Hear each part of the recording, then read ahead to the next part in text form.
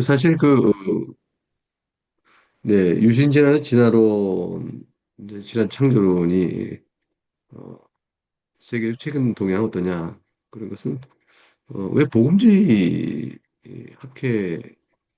학자들 가운데서도 수용하는 사람이 있거나 복음주의 목회자 가운데도 수용하는 사람이 있느냐, 이런 질문이 사실 되는 거잖아요. 애초부터 이제 자유주의 이 신학자들의 경우, 그렇다는 것은 우리가 이해할 수 있지만, 근데 그 복음주의 신학권은요, 그게 적어도 초기에는 어, 그 논쟁 부분에 있어서 적어도 성경의 모설을 확고히 믿어가는 입장에서는 그걸 받아들이지 않았어요. 유신진화론 자체가.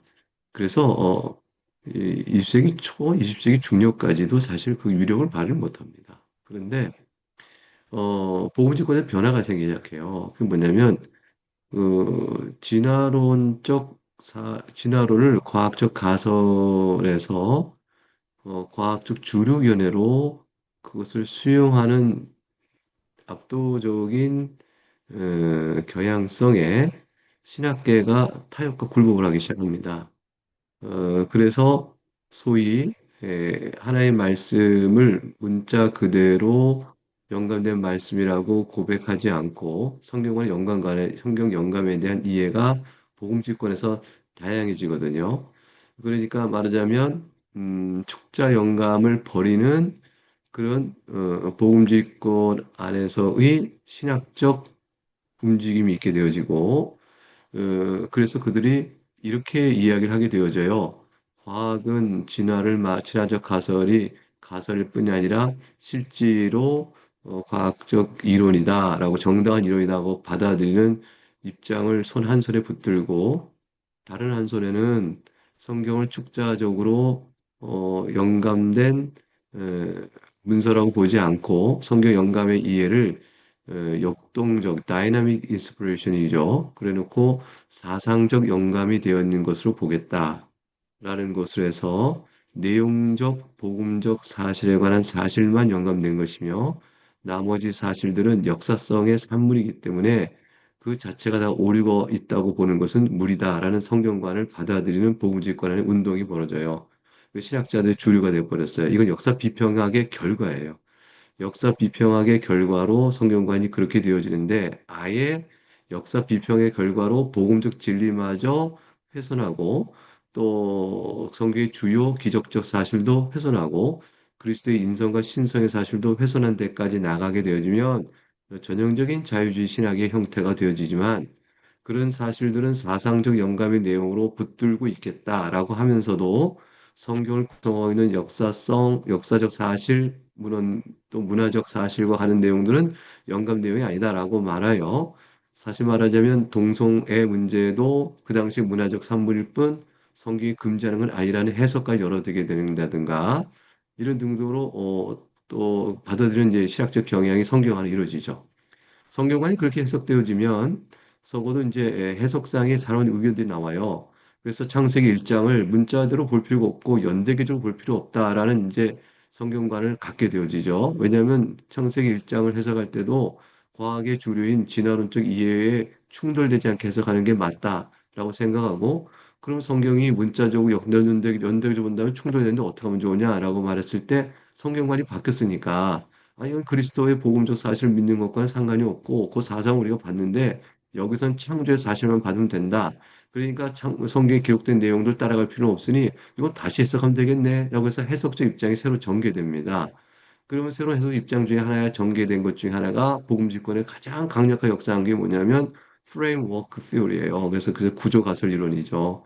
구조 가설 이론에서 첫째 날, 둘째 날, 셋째 날은 그릇을 만든 거고 그리고 프레임을 만든 거죠. 그리고 넷째, 다섯째, 여섯 날은 그 내용물 채우는 식으로 문학적 구조로 되어 있는 것이기 때문에 이것은 연대기적 사실로 해석할 필요가 없다라고 하나의 해석적 입장을 내놓고 그거를 막 받아들이게 됐어요. 그렇게 되면 뭐를 버리지 않아도 되냐면 진화를 버리지 않아도 되고 그다음에 성경 해석에 대한 융통성 또 그거를 보게 되는 입장을 취하게 되니까 그런 입장에서 복음집권의 그걸 받아들이는 입장이 강해져 가기 시작했어요. 그렇게 되니까 그걸로 인해서 뒤따라오는 문제는 예수 그리스도의 십자가 복음과 은혜의 구원은 어떻게 되느냐라고 물을 때, 아이, 우리는 사상적 영감을 그건 다 믿는다니까. 이렇게 되어지는 거죠.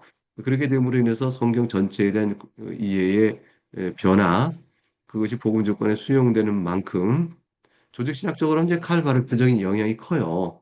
그리고 칼바르트는 사실은 성경신학적으로 자유주의 신학학으로 인하여 성경 자체의 그리스도와 복음적 사실이 허물어져가는 이때에 칼바르트는 나름대로 복음을 선포할 수 있는 신학적 길을 열었다고 했지만 바르트의 성경관의 해석은 결국은 비평학적 바탕 위에서 왜냐하면 성경을 축자적 영감으로 보는 입장을 취하지 않게 되어지고 그렇게 되어지고 사상적 영감으로 나가는 길을 닦게 되죠. 그러니까 카일 바르트는 성경 비평학적 입장 안에서 사상 영감으로 성경의 영감성을 지탱해 나가면서 그걸 통해서 말하자면 과학의 주류인 진화론적 입장과 연결돼 가는 해석적 입장을 열어가는 길을 교리적 측면에서는 열어놓은 셈이고 그걸 따라가는 많은 분들은 비평하게 따라 교리 수정, 교리를 지탱할 수 없다고 생각하는 많은 사람들은 17세기의 성경 우호적 영감성에 기초한 신학을 내려놓고 그쪽으로 전환되어가는 경향성이 있게 되어져요.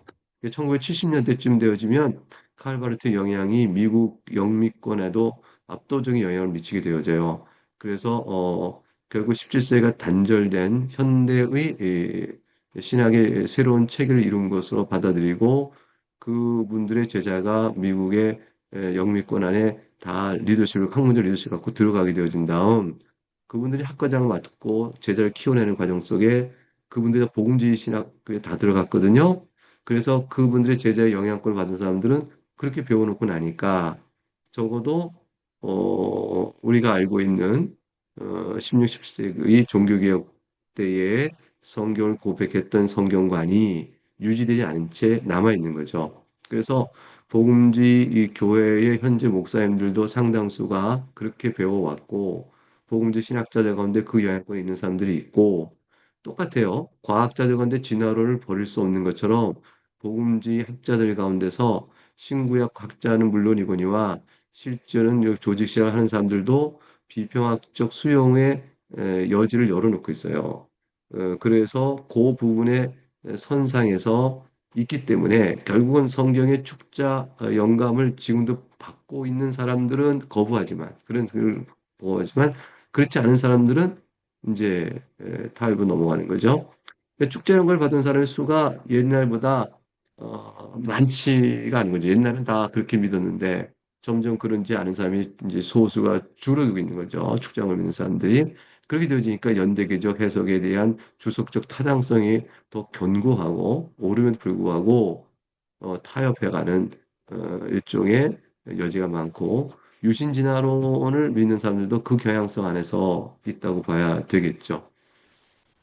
예, 그 정도 일단 답해 드릴게요. 네, 질문 계속 감사합니다. 이어보죠. 네, 감사합니다. 네, 또, 어, 교수님, 네, 추가로 네, 궁금한 것이, 그런 분들 입장을 뭐 듣거나 읽을 때면은 이분들은 창조과학 공부를 안 하셨는가 그런 의문이 들었었는데요. 어, 이 창조과학의 입장에서 이제 진화론은 사실상 어떤 교수님도 뭐 그런 표현을 쓰셨던 것 같은데 그 강의에서 진화교 어떤 이제 어떤 신념 체계인데 그거에서 좀 자유롭게 저술을 한 그 신약 학자건 조직 신학자건 그런 학자들 몇 사람을 좀 알려주실 수 있으면 감사하겠습니다. 그러니까 그 임의로 그렇게 쓰신 분들이요. 유신진화 쪽을 아니요, 받아들이면서 조직신학 책을 쓴 아닙니다. 분들요. 아니요. 아닙니다. 아니, 창조론을 창조, 지지하면서, 네. 창조를 지지하면서 그 축자 일단 영감설 뭐 입장을 저기 취한 네. 일단은 이제 고전적으로 제일 좋은 학자는 역시 루이스 볼커프죠. 루이스 폴코프의 조직신학을 보세요. 그게 사실 1950년대에 완성되어지고 지금까지도 가장 많이 전 세계적으로 읽혀지고 있는 보수적 개혁신학의 표준적 교과서예요.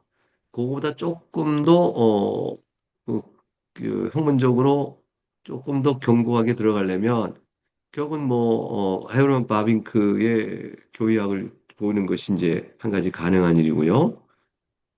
그 다음에 이제 게할도 보스의 책이 번역돼 나와 있어. 게할도 보스의 그 6권짜리로. 그게 번역이 다 됐나 모르겠네요. 영문은 다 번역됐는데 게할도 보스의 책이 하나가 있어요. 그 책도 좋고요. 그리고 이제 복음지 신학 그러니까 조엘 비키 목사가 썼던 또 개혁주의 교회학이라는 책이 있어요. 그거 아마 부흥과 개혁서에서 번역 나왔을 겁니다. 그 책도 도움이 됩니다. 그 도움이 되고요. 그 다음에 이제 웨인 그루뎀이 쓴 조직신학 책이 이제 최근 또 역시 나왔는데 거기는 이제 6일 창조의 젊은 지구론이 아니고 오랜 지구론 입장이긴 하지만 진화론 유신진화를 반대하는 입장에서는 선이 있어요. 그러니까 유신진 반대에 대한 초점은 잡을 수가 있어요. 그 책에서. 그런데 그 역사 연대를 길게 봐요. 그래서 이분이 거기서 이제 기본적으로 지질학적 입장에 대한 타협성, 그 문제가 좀 남아 있고 그런 점이 있어요. 그렇지만 이제 유신전을 반대하는 초점이 되고요. 어, 그렇게 되고 있어요. 이제 유신진화론자 입장을 지지하면서 교의학을 썼다고 그게 교역 체계가 없죠. 그런 인물이 없죠. 네. 이렇게 안 나옵니다. 네. 그럼 혹시 그 외에도 다른 질문 있으시면 손을 들어서 픽해 주시면 좋겠습니다. 네. 먼저 한현희 전사님 먼저 하고 김상종 전사님 얘기 그리고 한현 예, 네, 듣겠습니다. 교수님, 아까 칼바르트 얘기 잠시 해주셨는데, 그러면 네. 칼바르트 그 분한테 신학을 배운 그 제자분들이 가르치는, 창조 과학에 대해서는 유신 진화론 쪽으로 가르치는 분들이 많으시다는 거죠. 그게 이제 유신진화론이라는 이름을 들어서 바로 직결 연결하기는 좀 어려울 수 있어요. 왜냐하면 개인별로 차이가 나요. 어떤 분은 말하고 어떤 말하지 않고. 그러니까 칼버트 신학이 유신제론의 필연적이다. 이렇게 얘기하기는 어려울 거예요. 왜냐하면 그냥 다만 이렇게 얘기할 거예요. 창조 사실을 말하지만 연대기적 순차적으로 읽어야 될 이유에 대해서는 칼버트 입장이 반드시 그걸 지지하는 건 아닌 것 같다. 요 정도는 얘기할 거예요. 그러면 그 유신이랍니까? 글쎄, 그건 뭐 난 아직 모르겠다. 이렇게 얘기할 수는 있을 거예요. 그러니까 문제는 칼브라트의 성경관 자체가 그것이 이 창세기 1장을 연대기적 순차적으로 읽어가는 것에 24시간으로 읽어가는 것에서 그것이 그것이 정론이다 하고 지지하느냐 할 때는 그렇지 않다라고 볼 수 있는 거죠. 왜 근데 루이스 볼코프는 그걸 엄격하게 토의하거든요. 그런데 이제 바르트는 그렇지는 않다. 이렇게 봐야 되겠죠. 그러니까 그분에게 배운 제자들은 다 유순자입니다. 이렇게 말하는 거는 그건 사람마다 다를 수 있어요. 왜냐하면 그렇게 딱 낙인 찍어서 얘기하는 것은 어렵고요. 물어봐야 돼요. 네, 감사합니다. 그다음에 김상종 전사님. 네, 교수님 만나뵙게 되어 반갑습니다. 어, 제 질문은, 네. 저는 그 1870년대 이후에 미국의 신학교 내에서 있었던 현대주의 대 근본주의 논쟁에 한번 관심을 가져서 좀 연구를 해본 바가 있는데요. 어, 저는 이제 거기서 있었던 그 1920년대에 이제 메이첸이 웨스트민스터 대학교를 신학교를 이제 세우는 그 과정이 이 진화론과 저는 밀접한 관련이 있는 걸로 알고 있는데 이 부분에 대해서 교수님께서 좀 설명해 주실 수 있는 부분이 있는지 네, 뭐 제가 궁금합니다. 아는 바로는 어, 우선 이제 그 프린스턴 신학교가 자유화되면서 칼버트 신학을 다 받아들이죠. 그리고 이제 비평학도 수용들이 이제 있게 되어져요. 그런데 칼바르트는 사실 엄격히 말하면, 아까도 얘기했지만, 과학이 어떠한 창조나 학문의 계시의 사실을 증명하거나 인정하시는 걸 근본적으로 반대해요. 그렇기 때문에, 칼버트는, 유신지향자의 시도도 사실 굉장히 싫어요. 신학적 성향상. 그리고 반대로, 만약 창조과학을 오해하면, 과학으로 성경의 말씀이 입증된다라는 식의 접근한 것도 아주 딱 질색이에요. 그러니까 어떤 형태로든가 이 자연적인 현상을 성경 철저히 하나님의 말씀 계시기 때문에 자연신학적이라든가 과학적 어떤 사실의 관철을 토대로 이러이러하니까 진화론이 맞고 하나님 창조는 진화 방식이라고 말한 건 아니다. 이러이러하니까 이것은 하나님이 창조하신 거고 창조론이 맞다라고 말하는 접근 자체를 근본적으로 싫어합니다. 그러니까, 칼버트는 아담의 타락도 다 인정하는 사람이고요. 다만 이제 바르트는 성경관 자체가 열려져 있다는 측면이 좀 있는 거예요. 그게 이제 축자적 무호소를 받고 있지 않다라는 측면의 여지가 있기 때문에 칼버트를 따르는 사람들 가운데서는 어떤 일은 그 신학, 칼버트 신학이 그걸 말하고 있지 않아도 칼부터 신학을 배우는 사람의 성경관 자체가 이 창조론과 유신이라는 문제에 있어서는 그 성경관에 따라서 입장이 달라질 수 있다는 거예요. 그러니까 칼바르트아는 유신이라다 이렇게 말하는 건 아까 말한 대로 직접적 연결이 안 되는 필연적 연결이 없다고 말씀드린 거 이해되시길 바라요. 그거는 개인별로 물어봐야 되는 거, 개인별에 칼바르트 따른 신학을 한 사람이 성경관을 어떻게 보고 있고 성경관에 따라서 그 사람이 그 문제를 어떻게 보냐고 물어보는 한 달의 그 논리적 징검다리가 필요하다는 걸 아까 보충 설명드리고 따라서 프린스턴이 그렇게 되어지고 비평학 수용으로 인하여 성경이 무너지자 웨스민스터 신학교가 세워지잖아요.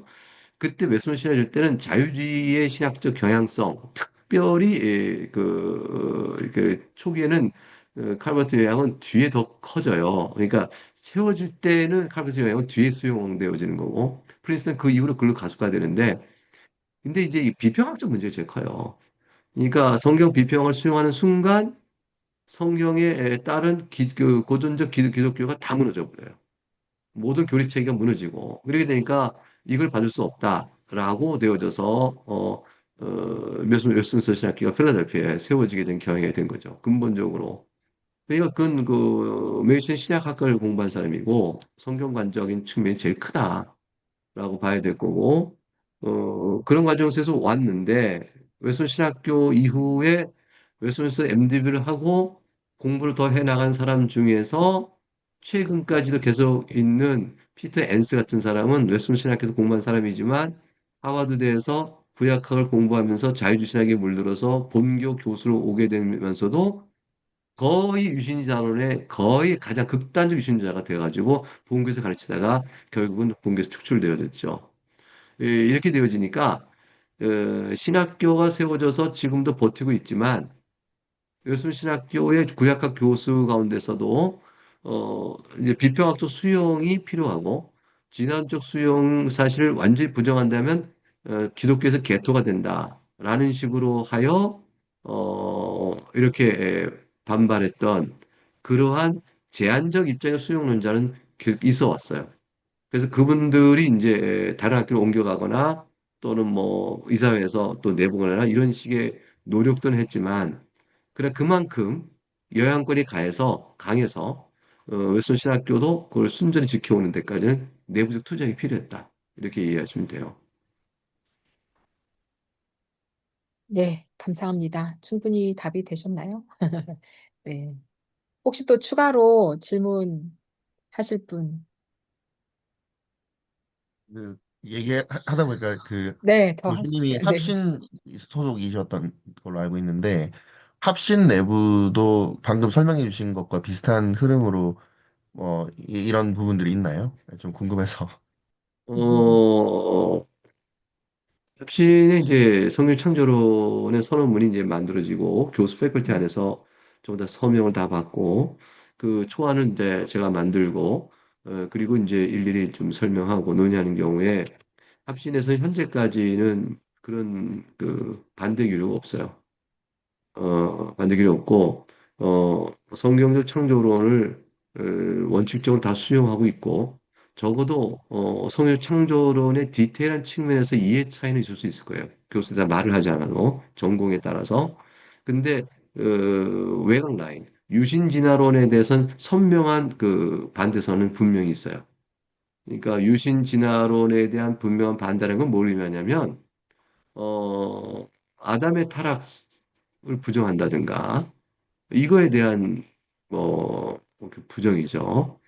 그리고 성경을 6일 동안 창조했다는 표현 자체를 신앙 고백적으로 유지해야 한다는 측면에서의 동일성, 그거는 여전히 유지되고 있다라고 볼 것입니다. 그래서 합동신학대학교도 교수를 초빙할 때 우리가 이제 그 서약을 봤는데 웨스트민스터 표준 문서에 따른 가르침에 충실할 것이며 그다음에 현대 자유주의 신학과 현대 신학에 대하여 16실제 개혁주의 신학에 기초하여 거기서 비평할 것이며 이렇게 다 서약을 해요. 서약하고 난 뒤에 다 사인한 뒤에 나중에 성경 창조론에도 사인을 하도록 합니다. 선언문에 대해서. 그러니까 사인하시고 마음을 나중에 바꿔 딴 얘기하시면 모르시는데 지금까지는 뭐 그런 식으로 얘기하시는 교수님 없고요. 또 그렇게 할 신학적 기조 갖고 있는 분은 현재 제가 알고 있는 한 없어요. 아직은 뭐 이 나서서 일하는 사람이 있느냐 문제뿐이죠. 왜냐하면 다들 바쁘시니까 자기 연구 분야에 몰두하시느라고 이 유신자율과 창조론에 관한 문제에 관해서 관심을 갖고 얘기하시려면 전공 영역 외에 조금 더 추가적인 노력이 필요하잖아요. 이제 그런 것들이 좀 있고 또 관심 주제, 연구 주제가 또 따로 개인별 다 있기 때문에 이런 일을 좀 더 적극적으로 하시는 정부에서도 많은 좋은데 그런 일에서는 약간 아쉬운 점은 있지만 그러나 아직까지는 합시는 청조학회와 여전히 이제 MOU 관계가 있고 그리고 공식적 관계 안에서 내부적으로도 이질적인 소리가 나오거나 그러지는 않는다. 아직은 좀 그래도 믿을 수 있다. 이 정도. 예. 네, 감사합니다. 그래서 저희 성경적 변증 센터를 양 기관에서 센터장, 양 기관에 센터장을 두고 또 사무실도 또 합동신학대학원 대학교에 그 성경적 변증 센터 사무실을 이제 학교에 두고 운영하고 있고 다음 주 안 그래도 오늘 얘기 나왔는데 다음 주에 그 건으로 우리 항상 매해 했었는데 올해 못한 것 같아요. 그래서 성경적 변증 특강을 하거든요. 2월이나 1월 말에. 그래서 그 신학교 교수님들이 특강으로 이제 합심 교수님들 중심으로 특강을 하는데 아마 이제 다음 주에 가서 기획을 할 텐데 어떻게 될지는 자세하게 아직 제가 뭐라 말씀드릴 수 있는 상황은 아니지만 그래서 결정이 되면 나중에 차후에 공유하고 공지 드려서 같이 참여하실 수 있도록 안내해 드리도록 하겠습니다. 그래서 저 또 혹시 추가로 질문 있으신 분 계실까요? 교수님, 저 질문 있습니다. 방금 교수님께서 해주신 말씀이랑 좀 같은 길인 것 같은데요. 사실 저는 이제 창조학회 활동을 오래 해왔는데, 사실 저희의 반대 진영에 있다고 볼 수 있는 유신진화론 분들 중에 상당수가 뭐 미디어나 내지는 어떤 뭐 과신대라는 뭐 특정한 모임을 만들어서 굉장히 많은 청년들한테 영향력을 미치고 있거든요.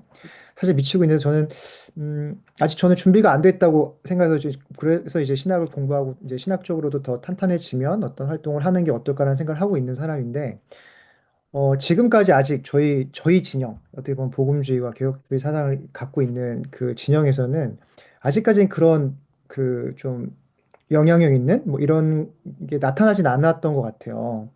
근데 그런 게 사실 이제 자유주의 신학 하시는 분들은 뭔가 제 느낌에는 뭔가 투쟁적이고 뭔가 이게 뭔가 말을 안 하면 뭐 이렇게 그런 느낌을 많이 받았고 근데 사실 복음주의 분 계신 분들 중에서는 원래 이제 그 성향 자체가 그런 건지 이 분위기 자체가 그런 건지 앞으로 또 저희가 이제 앞으로 그런 삶을 살아가기 위해서 이 자리를 공부하고 이 자리에 오신 분들도 있을 텐데 그런 분들 저희가 어떤 마음으로 무엇을 준비하는 게 중요할지 좀 말씀해 주시면 좋을 것 같습니다. 예, 좋은 말씀이에요. 우리는 항상 올바른 믿음을 갖고 있을 때 그것을 잘 천명하여 사람들에게 대중적 인기랄까요? 지지도 받는 그런 강력한 영향력을 좀 하면 좋은데 이건 사실 부흥회 때 가능해요. 하나님께서 특별히 어느 시기에 은혜 주셔서 부흥의 때가 되어지면 전체적인 개혁과 변화들이 나타나는데 그렇지 않으면 다 세속화의 물결에 일단은 휩쓰이거든요. 근데 한번 생각을 해보면 청년들이 유신자론에서 뭐 더 귀가 솔깃하고 거기에 반응을 더 긍정적으로 보이면서 따라가는 이유는 두 가지 점이죠. 하나는 과학자들이 말하니까 맞을 것이다 라는 과학적에 대한 그 철저하지 않은 또 명확하지 않은 주장들의 그분들의 명성에 따라가는 거죠. 저분이 누구셔? 아이고, 저분이 서울대 교수래. 저분이 누구셔? 아유, 미국 국립보건원의 그 원장을 지내시던 분이래. 뭐 이런 식으로 이렇게 해서 그렇게 돼가는 것이 하나 있고요. 두 번째는 성경을 안 믿는 거죠. 청년들이 성경을 어떻게 대하고 믿음의 토대로 들었을 때 성경 안에 주어진 사실들이 어떻게 우리에게 신학적 구조화되어 있어서 이 유신자를 받게 되어지면 성경이 담고 있는 신학적 구조가 어떻게 깨지는지 그렇게 되어지면 그리스도에 인한 구원의 은혜를 우리가 올바르게 말할 수 있는지 이런 등등에 대한 질문 앞에서 정직한 또 철저한 자기 점검을 안 하는 거죠. 그러니까 이제 교회를 다니는 신앙이로 있지만 성경을 잘 모른다가 한 가지 이제 치명적인 약점이에요. 성경을 읽었는데 큐티식으로 읽은 거예요. 큐티란 것은 방법론적 나쁜 게 아닌데 어떤 의미냐면 단순 관찰에 의한 자기의 적용적 측면 본 거예요. 그래서 주관적 적용 측면 봤지 성경이 제시하고 있는 계시 구조에 따른 언약 신학이라든가 구속사적 신학이라든가 이런 그 성경 신학적 틀의 놀라운 구조를 못 봤어요. 그렇기 때문에 이게 예수님의 창조론이 깨지면 아담의 타락이 완이 없다면 아담이 또 최초의 인간이 아니라면 아담과 그리스도의 병렬적 대위 구조가 깨진다면 그럼 아담의 타락이 단순히 육적 죽음 원래 있었고 영적 죽음만 하나님 앞에서 범한 것이 선악을 따온 거라고 해석한다면 그러면 아담의 죽음에 대해서 예수 그리스도의 구속의 은혜는 그럼 영적 부활만 있고 육적 부활은 없단 말인가? 등등등 문제가 다수 이어져요. 그러면 아니 첫 창조가 만약 138억 년 걸려서 이루어지고 오늘날과 현생 인류가 있는데까 2만이 걸린다면 그러면 새하늘과 새 땅이 이루어진 그 세월은 더 나은 세상이 도대체 몇 년 걸려야 되는 거지? 종말론 쪽으로 종말론 쪽으로요. 새하늘과 새 땅은 얼마나 걸릴 것 같아요? 성경에 보게 되면 재림 때 한순간에 이루어지잖아요. 그러면 새하늘과 새 땅을 바라보는 종말의 그 아름다운 그 나라가 한순간에 이루어지는데 왜 첫 창조는 138년 시간이 걸려요? 구조적으로 안 맞잖아요. 하나님께서 6일 동안 창조하신 이유가 도대체 뭘까? 신학이 나오거든, 성경 안에. 왜냐하면 그것은 6일 동안 일하고 하루는 안식해라. 그 예배하라. 하나님께서는요, 예배 하루를 너무나 중요시 여겨서 생존을 위한 6일 동안 우리에게 허락하시고 나머지 하루를 주신 거죠. 그러니까 하나님의 창조의 초점은 안식이 돼 있어요. 이 예배를 소중히 여기서 하나님께서 하루를 우리에게 예배하도록 하기 위한 생활 조건 안에서 6일 동안 시간을 우리에게 주신 거죠. 그래서 일부러 6일 동안 창조하신 거예요. 한순간에 창조하신 하나님께서. 그러니까 하나님께 초대교회는 다 그게 궁금했던 거죠. 왜 6일이나 걸렸을까? 근데 요즘 뭐래요? 6일 동안 말도 안 돼 이러잖아요. 말도 하나님의 능력에 대한 제한이죠. 옛날엔 하나님의 지혜를 물었어요. 왜 6일 동안 걸렸을까? 하나님의 지혜를 물었던 질문이 신앙적 질문인데 지금은 6일 동안 말도 안 돼. 138억 년인데 그 능력의 제한으로 나오는 거죠. 그럼 하나님의 능력 138억 년 동안 왜 그렇게 해요? 많은 생물적 죽음을 통해서 점점점 개선되는 진화를 이루어서 하나님 창조하신다? 이게 성경적 생명 창조론과 안 맞고요. 보기에 좋았다는 말씀 계시를 뚜렷이 반대되어지는 거예요. 그러니까 이게 다 뭐냐면 결국은 구조적으로 안 맞아요. 창조가 안 맞고 예수님의 아담이 최초의 인물로 얘기하시고 혼인규례 만든 거 안 맞고요. 그렇게 하면 되면 타락이 안 맞고요. 그러면은 4장, 5장 노아 홍수까지 다 깨져요. 그러면 성경 전체의 계시 구조가 무너지기 시작하고 고린도전서 15장과 로마서 5장의 아담과 예수 그리스도의 병렬적 구조가 깨지게 되어지면 유신진화론자들의 가장 큰 성경 해석상의 어려움이 거기에 부딪혀요. 그러니까 복음지의 신앙을 가졌다가 유신자로 돌아간 사람들, 그런 유신자를 지지하게 된 사람들의 자기 안에 들어오는 성경 해석적 숙제는 뭐냐면 고린도 15장과 로마서 5장 어떻게 해석하지? 이분이 부딪혀요. 라미르가 다 그랬어요. 라미르 같은 사람. 자기 스스로 고백해요. 그래서 자기가 타협을 했어요. 아, 원래 아담은 없어서 하면 끝나네. 그래서 아담의 역사 존재를 부정하니까 로마서 5장과 고린도 15장이 풀어져요. 왜 그러냐면 아담은 상징성이에요. 그러니까 그리스도와 대비되어서 아담이 역사 실제로 있어야 한다는 말을 받을 필요가 없어요. 아담이 없었다고 생각하면 돼요. 다만 성경은 상징적 아담과 역사적 그리스도를 대비시키겠다 이렇게 말하는 거죠. 이거는요, 개혁신학 입장이나 건전한 신학 입장에서는 말이 안 되는 일이에요. 아담이 상징적 인물이요, 실제 존재를 했다면 예수 그리스도는 실질적 존재 인물을 어떻게 인정을 해요? 비유 대상의 등가성이 무너져 버리는 거죠. 성경은 그렇게 말하지 않거든요. 아담으로부터 족보가 누가 보면 이어져 오르잖아요. 아담은 예수님부터 쭉쭉쭉 올라가면서 위로는 아담이요, 그 위로는 하나님 이렇게 되잖아요. 그 족보의 이 아담은 다 뭐고, 그럼 그 위에 있는 아래에 있는 모든 역사적 인물이 아닌가요? 성경은 안 맞아요. 그러니까 결국은 라멜은 결국 아담을 역사적 인물로 인류의 조상을 안 보고 한 그룹 집단 아니면 없는 상징적 신화적 존재 이렇게 타협해버리고 말고 고린도전서 로마서 5장 풀어가요. 더 큰 신학적 해석적 문제가 생기죠. 존 스타트라는 목사님이 계시잖아요. 영국 성공회 존경 많이 받고 복음주의 신학회 로잔대도 창시하시고 WEA 활동할 때 처음에 역사를 하셨던 중년 복음주의 신학자죠. 이분이 갖고 있는 그리스도를 사랑하는 마음은 굉장히 따뜻하고 좋아요. 우리에게 중요한데 이분이 신학적 두 개 치명적인 문제를 낳는데 하나는 아담의 역사 실존을 부정한 거예요. 또 하나는 지옥의 영원한 심판을 부정한 거예요. 그래서 사후의 영원 존재 멸절설을 얘기하죠. 그래서 존 스타트는 사람이 죽은 이후에 악인이 영원한 형을 받는 게 아니라 그냥 영원히 멸절되는 것이다. 라는 주장을 함으로 해서 그 종말론적 치명적인 해를 끼쳤고 또 성경을 따라가지 않은 거죠. 성을 영원한 형벌을 다 제한적 형벌로 보는 거예요. 파멸의 형벌로 해석하는 거, 재해석한 거죠. 두 번째는 뭐냐면 아담의 역사적 실존을 부정해요. 왜 그래 했더니 자연사적 이해예요. 인류 고고학적 자연사적 이해. 그 인류의 고고학적 자연사적 이해는 전부 다 화석학적 증거로 만들어진 거거든요. 근데 화석이라는 게 다 알잖아요. 좀 배우셨잖아요. 화석이라는 것이 뼈다귀 몇 개 가지고 그것도 잘못된 뼈다귀 가지고 갖춰 맞춰서 인류의 자연사적 인물 구조를 만들어낸 거예요. 근데 그거를 진리로 받아들인 거예요. 받아들이고 성경의 역사적 아담을 부정하기 시작했습니다. 그러니까 존 스타트는 그걸 두 개 부정하게 됐는데 왜 이렇게 그런 분이 그렇게 됐을까? 근데 이분이 그리스도를 사랑하는 거예요. 그러니까 이제 이분은 그 안에서 신학적 타협들이 이렇게 된 거죠. 복잡한 혼돈이 있는 거죠. 근데 왜 그렇게 됐을까? 성경관이 무너져서 그래요.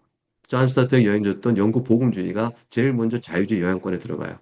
스코틀랜드 장로교회가 건실했어요. 우리가 알듯이 17세기에 스코틀 장로교회가 장로교 신하고 존 낙스 이후에 건실한 교회였는데 이게 무너져요. 현수가 무너지는데 독일의 자유주의 신학을 유학본에서 가르치고 교수로 받아들이면서 신학교에 비평하게 소개되어지면서 스코트 교회가 무너지기 시작해요.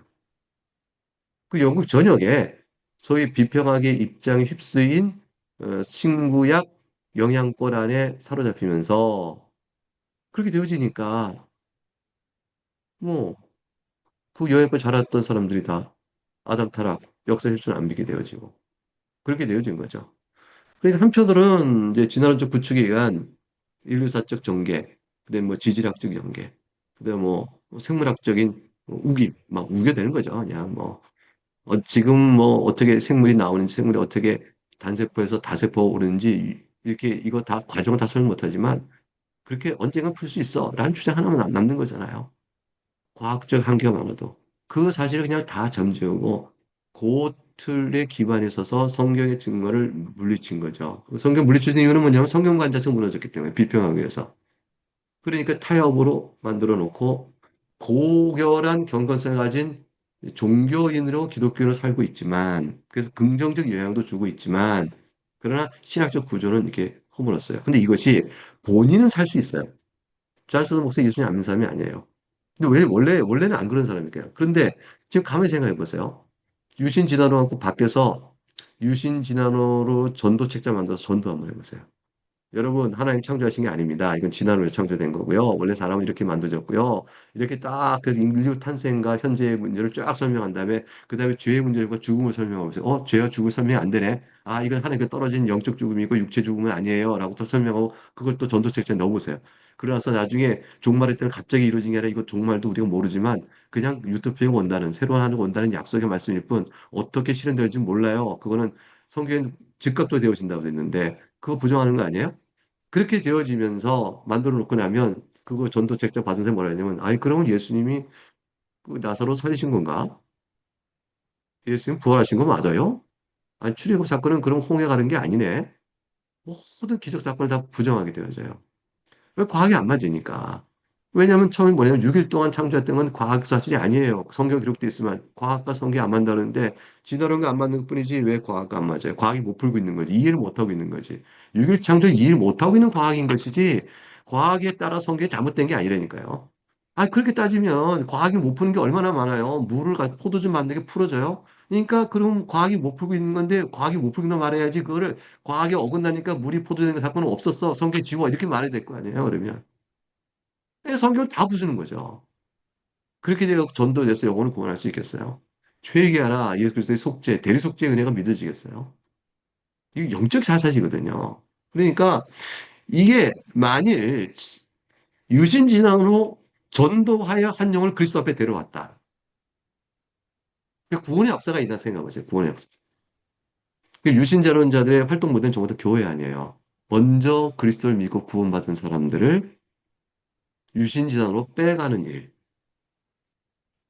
교회 기독 청년들을 유신자로 만들어간 일에 저들이 지성적 양심이라는 표를 내놓고 외치고 있을 뿐이에요. 자기가 그랬다는 거죠, 자기가. 그래서 여러분 유신자론자의 강의 들어보세요. 첫 번째 다 간증을 해요. 뭐냐면 제가 여러분 같이 6일 창조를 잘 믿었고 새벽기도 나가 기도해 왔으며 주님을 따라 섬겨왔던 복음도 신앙인이었습니다. 저는 그렇게 주님을 사랑하며 대학제를 보냈고 저는 유학시랑 공부하는 건데 다 그렇게 보냈습니다. 그러나 제가 공부하는 과학적 지식, 제 양심을 치기 시작했는데 여러분 진화가 사실입니다. 그러니 성경대로 6일 창조 믿는 것은 제 지성의 양식은 아니고요. 제가 그래서 그리스도를 사랑한 사람으로 지금은 이렇게 바뀌어서 요즘 우리의 기독교를 지키기 위해 이렇게 외칩니다. 이렇게 얘기해요. 그 순간에 사람들이 감동을 받아요. 이게 감정 타치가 이루어지는 거죠. 아, 저선 우리처럼 6일 창조 믿었는데 자기 과학적 양심상 아니라고 말하네. 창조과학자들은 6일 창조가 맞다고 말하는데 그 사람들은 그런 거짓이네. 이렇게 되는 거죠. 그러니까 교인들은 그 강의를 듣는 청년들은 이제 과학과 성경에 관한 갈등 관계 속에서 이거 어떻게 풀어야지? 할 때 과학에 대한 올바른 이해, 성경에 대한 이 계시 구조에 대한 올바른 이해, 그리고 우리의 신앙은 그리스도를 바라보는 신앙은 성경 위에 서 있다라는 이 성경 경전에 대한 확고한 믿음 이것들이 바로 서 있지 않으면 되게 흔들흔들 되게 되어지죠. 이제 그래서 유튜브를 만드신다면요. 좋아요. 너무너무 좋아요. 너무너무 좋은데 두 가지를 같이 해야 되는 거예요. 하나는 정말 괜찮아? 유신진화론? 뭘 말하는데? 유신을 믿게 되면 뭐가 우리의 신앙에 변화가 생길까? 이렇게 해서 의문점을 던져줘야 돼요. 지금 제가 말씀드린 요점들 같은 것들 정리해서 이것도 던져주고 이렇게 되어질 때 기독교를 할 수 있을까요? 이리 우리가 보는 신앙의 토대인 성경은 도대체 우리에게 뭐가 남을까요? 성경 빼도 기독교 쓸 수 있나요? 여러분 신앙은 어디서 있나요? 라는 부분에 대한 도전을 해줘야 되고요. 두 번째는 이것을 무시하고 교리와 성경을 이렇게 훼손할 해도 괜찮을 만큼 진화론은 정말로 진리일까요? 이 과학적 진리일까요? 던져봐야 돼요. 그래서 그 청정학에서 배운 대로 과학적 사실에 대한 부정적 측면들을 문제점들을 지적해줘야 되죠. 그리고 오늘날 기독교는 어떻게 과학 활동을 해야 되느냐? 라는 것은 질문 앞에 답을 하나 내려줘야 되죠. 그건 뭐냐면 진화론은 한 가설적 입장이니까 그 한계가 무엇인지를 잘 살피면 된다.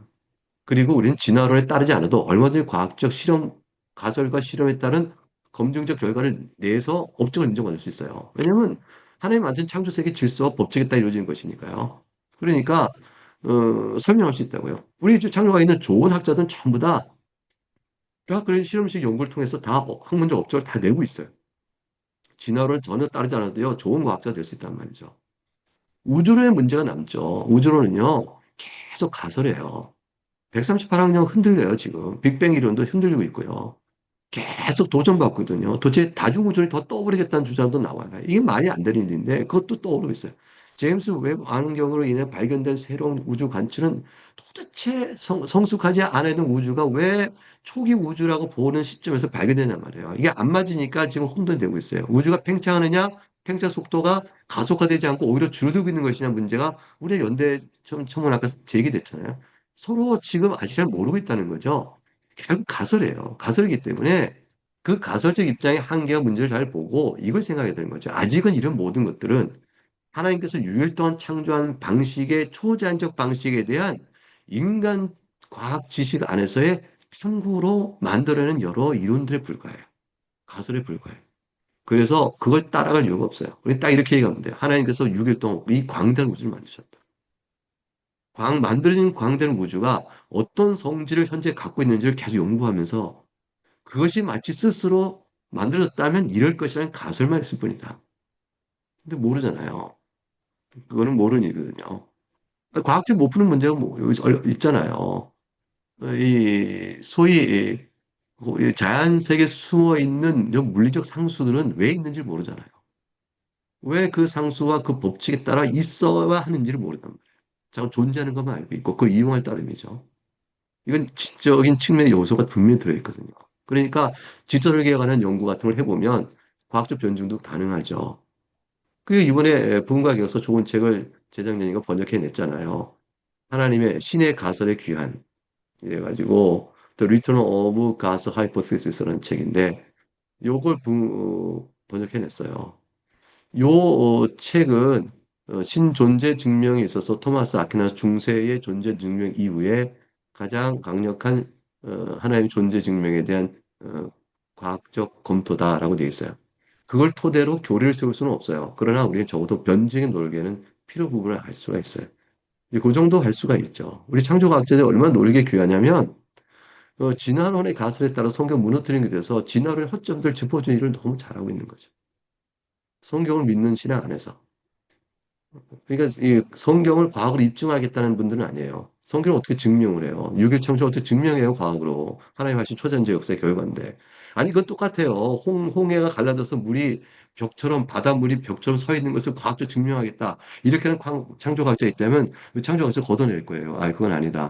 과학적으로 증명되는 게 아니다. 과학으로 이건 불가능하다고 말하는 거죠. 과학으로 불가능한 게 뭐냐? 하나님 하신 이들을 고백하는 사람들이에요. 그러니까 창조과학자들은 과학으로 불가능한 지점이 있다는 설명하는 사람들이에요. 그러고 나서 이 불가능성은 뭘 의미할까? 하나님 아니냐. 이거를 틈새의 하나님이요, 간격의 하나님이라고 유신자한테 비판을 해요. 근데 어리석은 비판들이에요. 왜냐하면 우리가 무지해서 하나님께 돌리는 게 아니고요. 너무 똑똑해서 불 돌리는 거예요. 무슨 말이냐면 물성상 불가능한 일은 하나님 하신 거죠. 물이 포도주 바뀌는 물성상 자연 변화가 안 돼요. 그러니까 물이 포도된 순간을 맛본다면 우리는 이걸 하나님 하시라고 말하는 것이 가장 합리적 과학적 판단이에요. 그렇잖아요. 근데 유신자는 뭐냐면 하나님이라는 분은 창조 때 만들었지만 실제 섭리 세계 속에 하나님을 배제시켜요. 그 무신지라는 자가 똑같아요. 그 그 자연주의적 과거 방법론을 그냥 도입하는 거죠. 그리고 뭐냐면 물이 포도주가 되는 것은 지금은 우리는 못 풀고 있지만 언젠가 풀 수 있다는 과학적 희망을 놓으면은 비과학적이라고 말하는 거예요. 근데 이 과학적 희망을 붙드는 것은 과학적 신화예요. 왜냐하면 자신이 알고 있는 물성 자체가 그걸 거부하고 있거든요. 그러니까 the essence of nature예요. 또 big of nature. 자연의 성질이요 본질 자체가 거부하고 있는 것을 과학이 가장 잘 알고 있으면서 그 희망을 언젠가는 물이 포도될 걸 믿는다는 것 자체가 신화화 넣어되고 신화, 형이상하고 넘어가는 거지 절대로 과학적 판단이 아니에요. 근데 창조과학적 뭐냐면 물이 포도주가 안 됩니다. 이거 하나의 마신이죠. 기적이에요. 왜 그걸 못 믿어요? 과학적으로 볼 때, 과학적 추론에, 과학적 한계 내에서 어느 게 과학적 설명이냐를 설명하는 거야. 그게 이제 창조과학자들의 노력이에요. 멋있잖아요. 멋있잖아요. 그게 사랑해야 돼요, 우리가. 창조과학자를. 그러니까 이게 다 맞는 거예요. 진화론으로 설명 안 되는 거. 아니, 단세포에서 다세포 안 된다니까요. 어떻게 양서류가 넘어가서 호유류가 발전돼 와요. 이게 DNA에서 구조상 안 된다니까요. 저는 여기까지 말 못하고 과학적 더 설명 못해요. 아, 속상해요. 네. 안 된다니까요. 이 모든 안 된다는 배리어가 있다는 사실을 얼마든지 계속, 참 재밌어요. 하나님께서 하시는 이 뭐냐면, 현대생물학, 분자생물학 발달하고 생물학 들어가면 현대생화학이 발전할수록 진화론은 암초를 만나요. 그러니까 우린 신나는 거죠. 여러분, 확신하세요. 진리는 하나님 편에 있어요. 성경에 있어요. 그러니까 위축되지 마세요. 과학자가 뭐라고 말하고 막 진화론 설명하면 가만히 듣다가 맹점만 짚을게요. 그래서 물질이 생명 나와요? 아니죠. 단세포 다수에 대한 생물에 대한 존재 증명에 대한 어떤 가능성을 과학적으로 입증된 게 있어요? 하나만 말해보세요. 못 찾아요. 요거는 벤슈타인이라는 분이 유대인 법률가가 그 실제로 인터뷰하면서 진화론자들한테 다 물었던 질문 중에 하나잖아요. 증거 하나만 대봐라. 증거 하나만 대봐. 증거 하나 대봐라. 리처드 도킨스가 버벅버벅거리다가 답을 못했죠. 그 증거 하나를 대봐라. 하나만 대봐라. 하나만 대봐라. 못 됩니다. 근데 창조과학자에게 안 되는 거 설명해서 한 시간, 두 시간 막 안 되는 거 다 설명하셔요. 안 됩니다. 네, 우리가 맞아요. 감사합니다. 너무 길게 얘기했습니다. 미안합니다. 아닙니다. 교수님이 거의 과학자인가 신학자인가 과학과 신학을 넘나들면서 얘기하셔가지고 아이고, 아니, 저는 아니 과학은 무지한 창조사 사람입니다. 아닙니다. 지금 신학도 조금 알고요. 과학 쪽 무지하고 그래요. 그래서 제가 아니란 건 말할 수 있어요. 네, 어쨌든 이렇게 교수님과 오늘을 위해서, 교제하시면서 네, 오늘을 위해서 주일학교 교사를 이렇게 모집할 때 유신절 믿는 아, 사람은 안 된다. 유일창조 믿는 사람이 된다고 조건을 걸었어요. 그때 이것 네, 때문에 우리가 알고 있는 서울대 아무개 그 교수가 발끈해가지고 SNS에 비판의 글을 써놨어요. 그렇죠. 제가 그거에 대해서 거기 SNS 답글 안 달고 다른 경로로 거기에 대해서 이제 오늘을 위해 처치가 왜 차단한가 쭉 썼거든요. 써서 알려줬는데 우리는 교회 안에 있는 어린애들에게 어떻게 가르쳐야 되느냐. 음, 얘들아 하나님 창조하시기 맞단다. 음, 사람들은 이 창조 사실을 하나님 초전적 하신 거기 때문에 너무 음, 놀라워서 풀어낼 길이 없어. 근데 소위 과학자들은 물질을 가지고 계속 연구하자니 물질 자체 안에서 현재에 대해 있는 모든 세계를 설명할 수 있는 걸 고민한단다. 근데 고민의 음, 한계가 있겠지. 왜냐하면 이 자체가 완성체로 하나에 만들었다면 자연은 스스로 만든 게 아니니까. 그 여러 가설들이 있단다. 너희들은 그 가설 따라할 음, 필요는 없어. 그러나 하나의 만든 창조 세계는 잘 관찰해서 자연 속에 있는 질서를 잘 살펴 그걸 이용하여 훌륭한 과학적 현상을 설명하고 많은 가설들 입장에서 한계성을 잘 볼 수 있는 눈이 있으면 돼. 너희는 훌륭한 과학자 될 수 있어. 라고 말하면 돼요. 진화론자가 훌륭한 과학자가 아니라는 것만 애들이 마음에 담대함만 가지면 그럼 얼마든지 과학 활동을 잘할 수 있죠. 좋은 과학자 네, 활동을 할 수 있죠. 감사합니다. 그 사이에 채팅창에 올라왔던 질문이 있었는데요. 어느 정도 답이 되긴 한 것 같은데요. 그래도 한번 읽어보겠습니다. 이렇게 수업을 들으면서 궁금했던 게 유신 진화론을 받아들이게 되면 혹시 구원에까지 영향을 미친다고 생각하시나요? 이건 아까 답을 어느 정도 하신 것 같은데요. 또 두 번째, 신앙과 과학이 양립이 가능하다고 가능한가요? 라고 질문을 하셨네요. 어, 네, 좋은 질문이에요. 첫째, 네, 유신자들은 구원을 못 받는가라는 질문에 대해서는 어, 음, 예수님 믿으면 구원 받아요. 자기가 죄인 됨을 인정하고 그 속죄의 은총을 엎드리고 음, 그 하나님 나라를 소망 중에 바라면서 살아가면 그 구원의 은혜가 있다고 봐야겠죠. 문제는 그 그리스도의 속죄의 은혜를 믿기 위해서 아담이 후 타락한 죄의 본성, 그리고 우리가 스스로 의에 이를 수 없는 본성상 죄인한 사실은 철저한 자각, 이것이 영혼의 하나님 형상의 상실 부분, 그리스도의 대리 속죄의 공로적 의미와 이 모든 것들을 우리가 말한 대로 믿을 만큼 예수 그리스도의 신성과 인성을 같이 믿는 대로 나가느냐. 그리스도의 존재 자체에 대한 이해와 사역에 대한 이해를 같이 정확히 갖느냐라는 부분이 있거든요. 그 부분이 유신자로 인해서 손상이 되기 시작한다면 그분은 부분적 이해가 결핍되고 상처를 입게 되어지겠죠. 음, 그 부분은 개인별로 차이가 있을 거예요. 그래서 유신자는 곧 구원이 없다라고 도매금으로 말하기는 이 도식화가 좀 어려워요.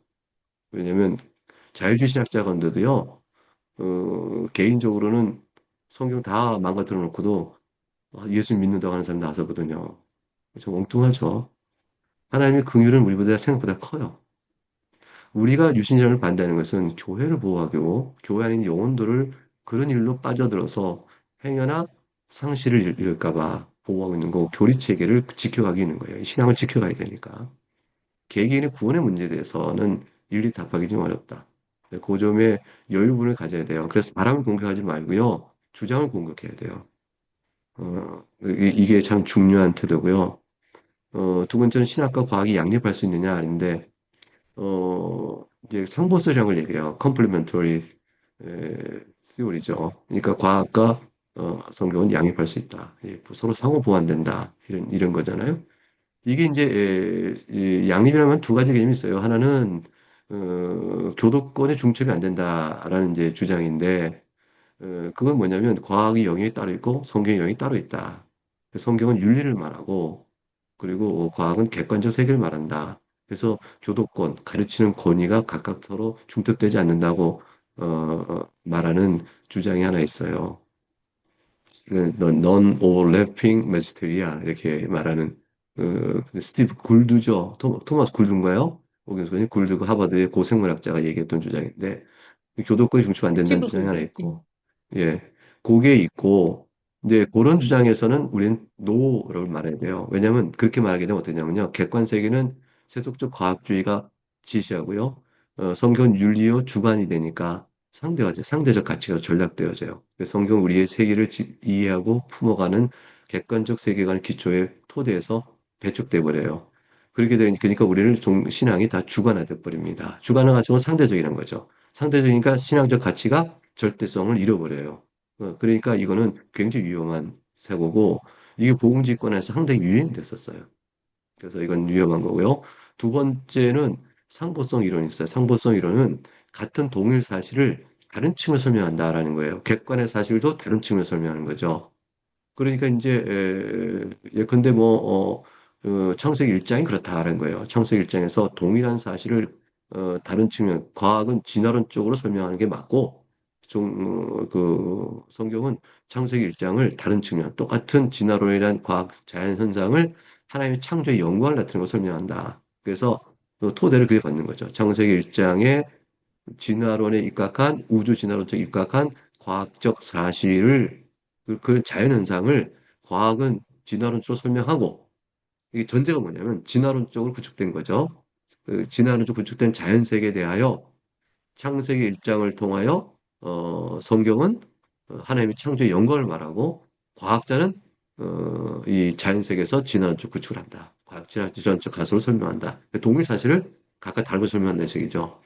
근데 여기서 우리가 아니야. 근데 창세기 1장 분명히 연대기적 설명이 되어 있기 때문에 24시간으로 그렇게 지난 설명은 창세기 1장의 설명은 다르잖아. 라고 물은 순간 버럭 화가 나요. 상보성이 깨져요. 아이가 깨지는 거예요. 뭐냐면 과학자는 절대 그걸 양보하잖아요. 그리고 창세기 1장을 하나의 영광을 나타내는 것으로만 해석하려니까 이렇게 돼요. 그게 뭐가 되냐면 동일 사실에 대한 두 측면이 아니고요. 동일 사실에 대한 객관 설명은 다 내가 할게. 너는 다른 측면만 얘기해. 동일 사실에 대해서. 이렇게 얘기하는 거예요. 그래서 그 상보성의 원리는 허울이에요. 진화론에 의하여 종속되어지는 저기 신앙을 말해라, 성경을 말해라, 라는 것만 남아요. 그 상보성 이론이 겉으로는 좋은 거지만 화해 이론이 아니고요. 아니에요. 그럼 어떻게 봐야 되냐면 결국은 성경 말씀이 하나의 말씀이요. 하나님께 주신 계시의 말씀 사실을 확고히 붙들고 그 외에 합당한 대로 과학의 지향적 이론 가설이 내도록 하는 게 맞아요. 그래서 창세기 1장을 읽으니까, 아이, 그거는 진화론은 안 맞잖아요. 다시 연구해 보세요. 지난주 가설들을 잊지 마시고요. 그러니까, 진화 말고 다시 생각해 보세요. 우주가 왜 이렇게 클까? 그리고 별의 관측의 길이가 시간적으로 1억 광년, 2억 광년, 10억 광년 되고 있는데, 저 별은 10억 광년의 별은 그러면 10억 광년 전에 만들어진 것일까? 시간 거리상? 아니면 10억 광년 거리가 떨어진 것일까? 공간의 개념이냐, 시간 개념이냐, 다시 한번 생각해 보세요. 라는 거예요. 여러분, 공간 개념상 10억 광년이에요. 근데 이게 시간상 10억 년 전이 아니에요. 이게 시간 개념으로 환원하면 시간 10억 년 전이에요. 그런데 거리 개념을 따지면 10억 광년이에요. 10억 광년이 시간적으로 10억 년이라고 되는 이유는 뭐냐면 별빛이 10억 광년 떨어진 것에 별빛을 지고 본다는 얘기는 10억 년 전에 거기서 별빛이 와야 본다는 전제하에요. 근데 하나님께서 완성된 우주를 만들면요. 우리에게 10억 광년이나 100억 광년 떨어진 거리에 있는 별들의 빛들도 우리가 관찰할 때 우리가 관찰하게 하시면 그 빛을 우리가 보는 거예요. 그 우리의 신비는 뭐냐면 100억 광년 떨어진 별빛을 우리가 아담이 볼 수 있게 하셨다면 그 100억 광년이라는 공간 거리를 시간이란 100억 년이 안 걸려도 어떻게 보게 하실 수 있었지? 이게 신비인 거죠. 이게 초자연적 역사인 거죠. 우주를 하나님 어떻게 이렇게 만드셨지는 거죠. 그러면 그때 본 빛이 10억 년 전, 100억 년 전의 별의 상태를 설명하는 정직한 결과를 담고 있나? 그 정보, 빛에 대한 정보가 요 과학적으로 연구해야 되죠. 연구해야 되는 거죠. 그래서 시간 거리 개념이냐, 공간 거리 개념이냐고 다시 한번 생각해보고 연구해야 되는 문제가 있어요. 그러니까 너무너무 재밌는 거예요. 그러니까 하나님의 창조를 믿으면서 이걸 어떻게 빛의 정보를 풀어가지? 이게 공부해보는 거죠. 그러니까 우주론도요, 얼마든지 공부가 다 가능하고 재밌어. 그러면 이제 주류 과학계에서 인정하겠냐?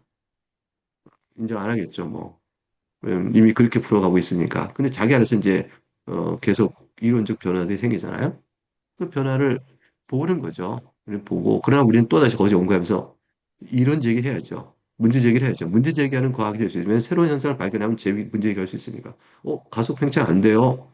문제 제기 됐잖아요. 그럼 오히려 수축되고 있는 거 아닌가요? 우리가 수축되고 있다는 결론 나와요.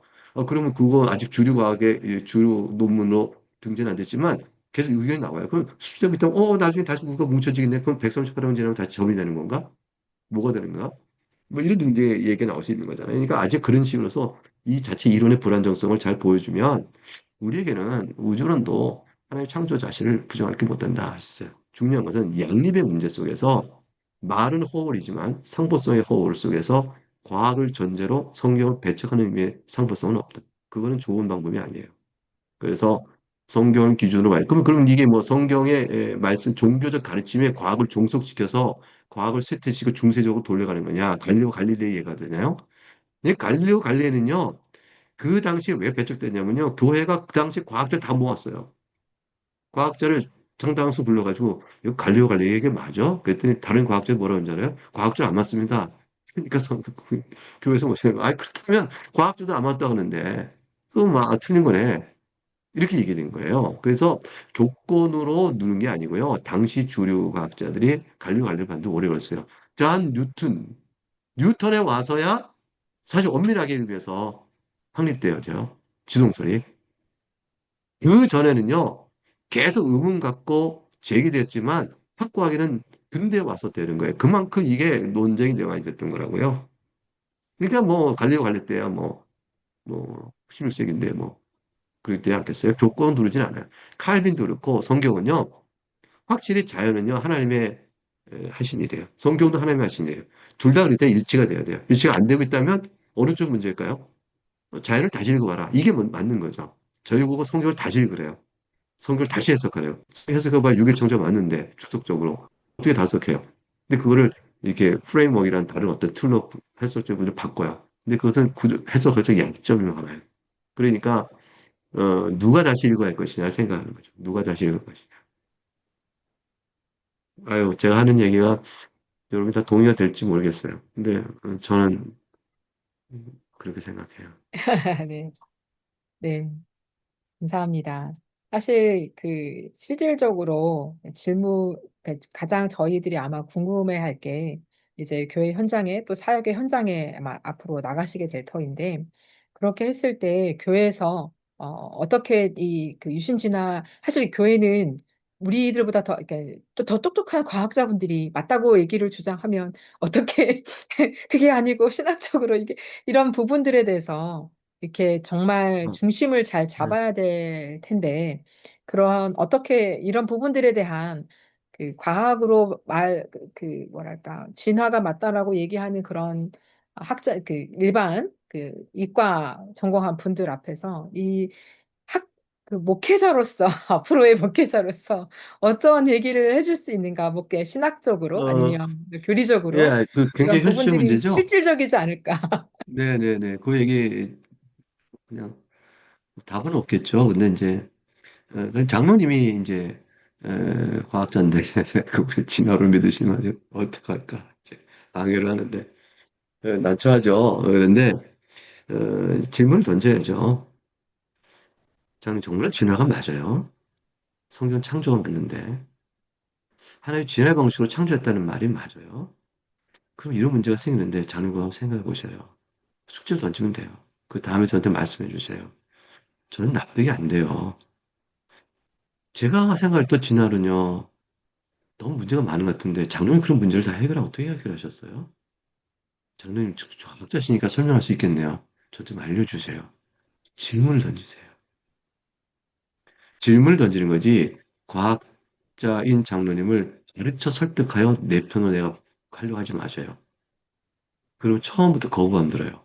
지금 뭘 안다고, 목사가 뭘 안다고. 이렇게 되어져요. 당신 뭘 안다고 되어져요. 그러니까 우리는 질문을 던지면 돼요. 그럼 질문 앞에서는 장로님, 성경에 보면 아담이 역사 인물이 아니면 정말 존재하지 않았다면 문제인데 자네분 어떻게 생각하셔요? 근데 유전자로 따지면 아담은 없어지는데 어떻게 해요? 아담 살리는 유전자론을 가져와 보셔요. 어때요, 장로님? 이렇게 물어보세요. 그럼 장로님이 고민하게 될 거예요. 근데 이건 왜 중요하냐면 건국대학교 정선호 교수님이 그런 말 하셨어요. 내가 정선호 교수님 물었죠. 아이, 과학자가 왜 진화를 믿어요, 과학자가. 진짜 왜 진화 믿냐고요? 그랬더니 정성 교수님이 나는 안 믿어요. 아니, 정성 교수님 말고 딴 사람들 동료들 그랬더니 몰라서 그래요. 뭘 몰라요? 그랬더니 진화론이 뭔지 몰라요. 저분들이. 예?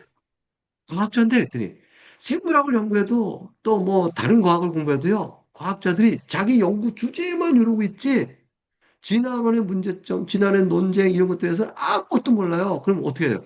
그저 중고등학교 다닐 때 배웠던 내용 그 정도만 알고 있어요. 그게 지난 전문지 알고. 그리고 그냥 그런가 보다 하고 놔두고 있고, 자기 분야 논문 쓰기에 바쁜 분들이에요. 관심이 거기까지 안 넓혀져 있어요. 그래서 진화론의 문제와 한계를 자기가 이제 정선호 교수님이 생물을 하면서 또 화학을 하시니까 생화학적으로 왜 안 되는가를 설명을 해줘도 그걸 들을 여유가 없고 기껏 관심 있어 들어주면 그런가? 나 그거 몰랐는데 이게 반응이라는 거예요. 그래서 과학자들이 진화는 뭔지 몰라요. 얘기 되거든요. 그러니까 우리는 아마 주변에서, 뭐, 그걸 얘기하는 분이 있다면 그냥 질문을 던지시는 게 좋아요. 스스로 답을. 그래서 가르쳐 주세요. 가르쳐 주세요. 그렇게 하세요. 그럼 나중에 가르치다가 스스로 주의 은혜를 깨닫게 되면 돌아올 거예요. 그게 그게 이제 제가 볼 땐 지혜로운 방법이다. 그리고 나서, 이 뭐, 아이들한테 가르칠 때는, 하나님 창조를 가르칠 때, 그 못 가르치게 방해는 못 할 거예요. 육일 창조됐던 성기 나온다 가르치니까 방해 못 해요. 해서, 그럼 그걸 반대하는 뭐, 부장 장로님이거나, 부장 집사님 있다면 이렇게 얘기하시면 돼요. 집사님, 장로님, 그거는 육일 창조에는 성경에 대한 해석이잖아요. 유신사람적 입장 해석이잖아요. 해석은 나중에 정말 이렇게 오르면 나중에 할 문제고요. 지금은 성경대로 가르쳐놔야죠. 이렇게 얘기하시면 돼요. 그걸 반대하면 그러면 우리 홍해는 어떻게 가르쳐요? 성경대로 가르쳐야죠. 교회인데요. 이렇게 하면 돼요. 지금 그 해석을 가르치자고요. 유치원 애들한테, 초등부 애한테, 중고등학생들 해석을 가르치자고요. 성경도 우선 가르쳐야죠. 아마 대학생쯤 되면 아마 해석 토론이 될 수 있겠네요. 그때쯤 가면 진화는 왜 옳은지 설명해 주세요. 근데 지금 성경대로 가르쳐야죠. 저는 전도사예요. 성경을 가르칠 사명을 받은 사람이에요. 그렇게 그냥 감정적 호소 한마디 하세요. 그래, 한말 안 하실 거예요. 한말 안 하실 거예요. 아, 유일창조 네. 설명 잘 하실 거예요. 네, 어떻게 좀 감사합니다. 방법이 통할 것 네. 같아요? 그냥 호소하는 걸로, 감정적인 호소. 네. 근데 이게 신앙적 고백이거든요. 교회에서 성경대로 네. 가르치겠다는 신학적 반대하는 건 어떻게 고백과 해요? 감정적 호소. 네. 당신은 해석을 가르쳐야 되는데 난 성경대로 네. 가르치겠다. 네. 인간적으로. 그, 네. 그 감정, 얘기를 하는 거죠. 네. 감사합니다. 네, 진짜 실질적인 이제 고민 드릴 것 같아서 한번 여쭤봤고요. 네. 네. 또, 오늘 또, 혹시 또 질문이 있으신 분 이때 아니면 사실 뵙기 힘든 분이세요, 여러분. 아시죠? 네. 많이 교수님, 도움이 되, 저는, 네. 네, 저는 제가 네. 이해한 게 맞는 건지를 한번 여쭤보고 싶어서요. 일단, 칼바르트가 교회학자이고, 그리스도에 대한 계시로 성경을 보았고, 계시와 증언으로 성경을 보았고, 과학과 자연 계시에 대해서는 부정적인 입장을 취했었기 때문에 그러니까 성경을 보강하는 창조 과학에 대한 견해에 있어서는 칼바르트는 동의하지 않았다라는 부분이 지금 여러 가지로 얘기를 많이 해주셔서요. 듣고 보니까 결국은 하나님에 대한 어떤 절대 주권과 성경의 축자 영감으로 이제 작성된 성경의 모호성에 대한 부분을 칼바르트가 해석하고 축소시키는 악영향을 좀 미쳤다는 부분들이 있었던 것 같은데요. 이거 지금 제가 네. 이해한 게 맞나요? 네, 맞아요. 그러니까 성경에 축자적 영감으로 된 무한 성경이다라는 이 고백을 축자 영감을 받지 않아요. 그리고 성경에는 어, 오류가 있고 역사적 오류도 있다라는 사실을 비평적 수용을 해요. 그러면서도 성경을 소중히 여겨요. 어떤 면냐면 그걸 수단으로 써서 성령께서 감동되어 그리스도를 믿게끔 만들어주는 초절적 역사를 행하시기 때문에 성경을 따라서는 그걸 안 하죠. 그러니까 성경을 그런 의미에서는 중요시 여겨요. 그런데 성경의 관 자체는 축자적 영감을 믿지 않아요. 그렇기 때문에 문자적 때로 어떻게 다 해석되지 않아도 되고 역사적 오류도 있다는 사실을 인정하고 들어가는 이 성경관 자체가 칼바르트가 그, 있었던 20세기 초기의 유럽의 성경 비평학의 영향권 안에서 칼바르트가 이 교리적 체계, 예수 믿는 방법을 찾아가는 탈출구였어요. 그래서 칼버트의 신학적 업적은 비평학을 수용한 학계에서는 충격적인 일이었고, 비평학에 영향을 입어서 설교를 어떻게 해야 될 것인가 고민했던 사람들, 성경에 하나님 그들 믿지 못할 때, 들을 때 설교할 수 있는 길을 열어준 사람이다라는 의미에서 소위 말하는 비평화가 싸운, 자유주의와 싸운 현대 신학자의 거두로 그를 이제 추앙을 하죠. 그런데 이제 결국에 약점은 뭐가 되냐면 그렇게 되어지니까 17세기 신학은 성경 무호하게 받고 신학을 했거든요. 그러니까 그 이해 차이로 인해서 교리 수정론이 나타나기 시작해요. 그래서 칼발트는 하나님의 실론적 많은 개념들이 조금 재수정되어지고요. 바꿔나가요. 바꿔나가는 구실은 성경 간의 차이도 있고, 근데 칼발트는 다 주석적 작업을 해요. 성경 주석 작업을 통한 신학을 했기 때문에 뛰어난 학자인 건 틀림없죠. 근데 이분이 그렇게 하다 보니까 이성과 계시관에 있어서의 11세기의 서론적 이해 측면을 부정하고 그렇게 됨으로써 교리에 대한 이해 체계가 교리 내용이 좀 바뀌는 것도 좀 있어요. 그래서 우리는 그걸 좀 받지는 않아요.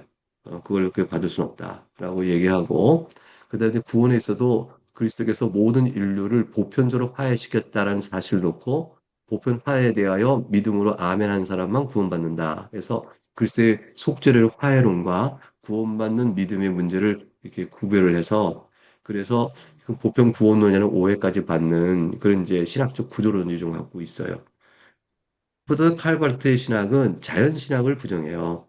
자연신학의 17세기 신학이 인정했던 이성과 자연에 대한 적절한 수단으로서의 긍정적 활용 부분조차도 칼바르트는 반대한다는 입장의 해석이 나와요. 그래서 칼바르트에서 자연신학에 대한 철저한 거부는 소위 이 이성을 기초로 스콜라적 철학화시켰다고 비평했던 로마 캐톨릭 신학에 대한 카발적 비평이 가능함과 동시에 칼빈 그걸 비평했죠. 그 동시에 어떤 형태로든지 자연 관찰과 또 과학적인 수단을 통해서 하나님의 창조를 진화로 풀어가든 하나님의 창조를 설명할 수 있다고 말하든 이건 다 무조건 방법론적 싫다. 안 된다라고 말하는 분이에요.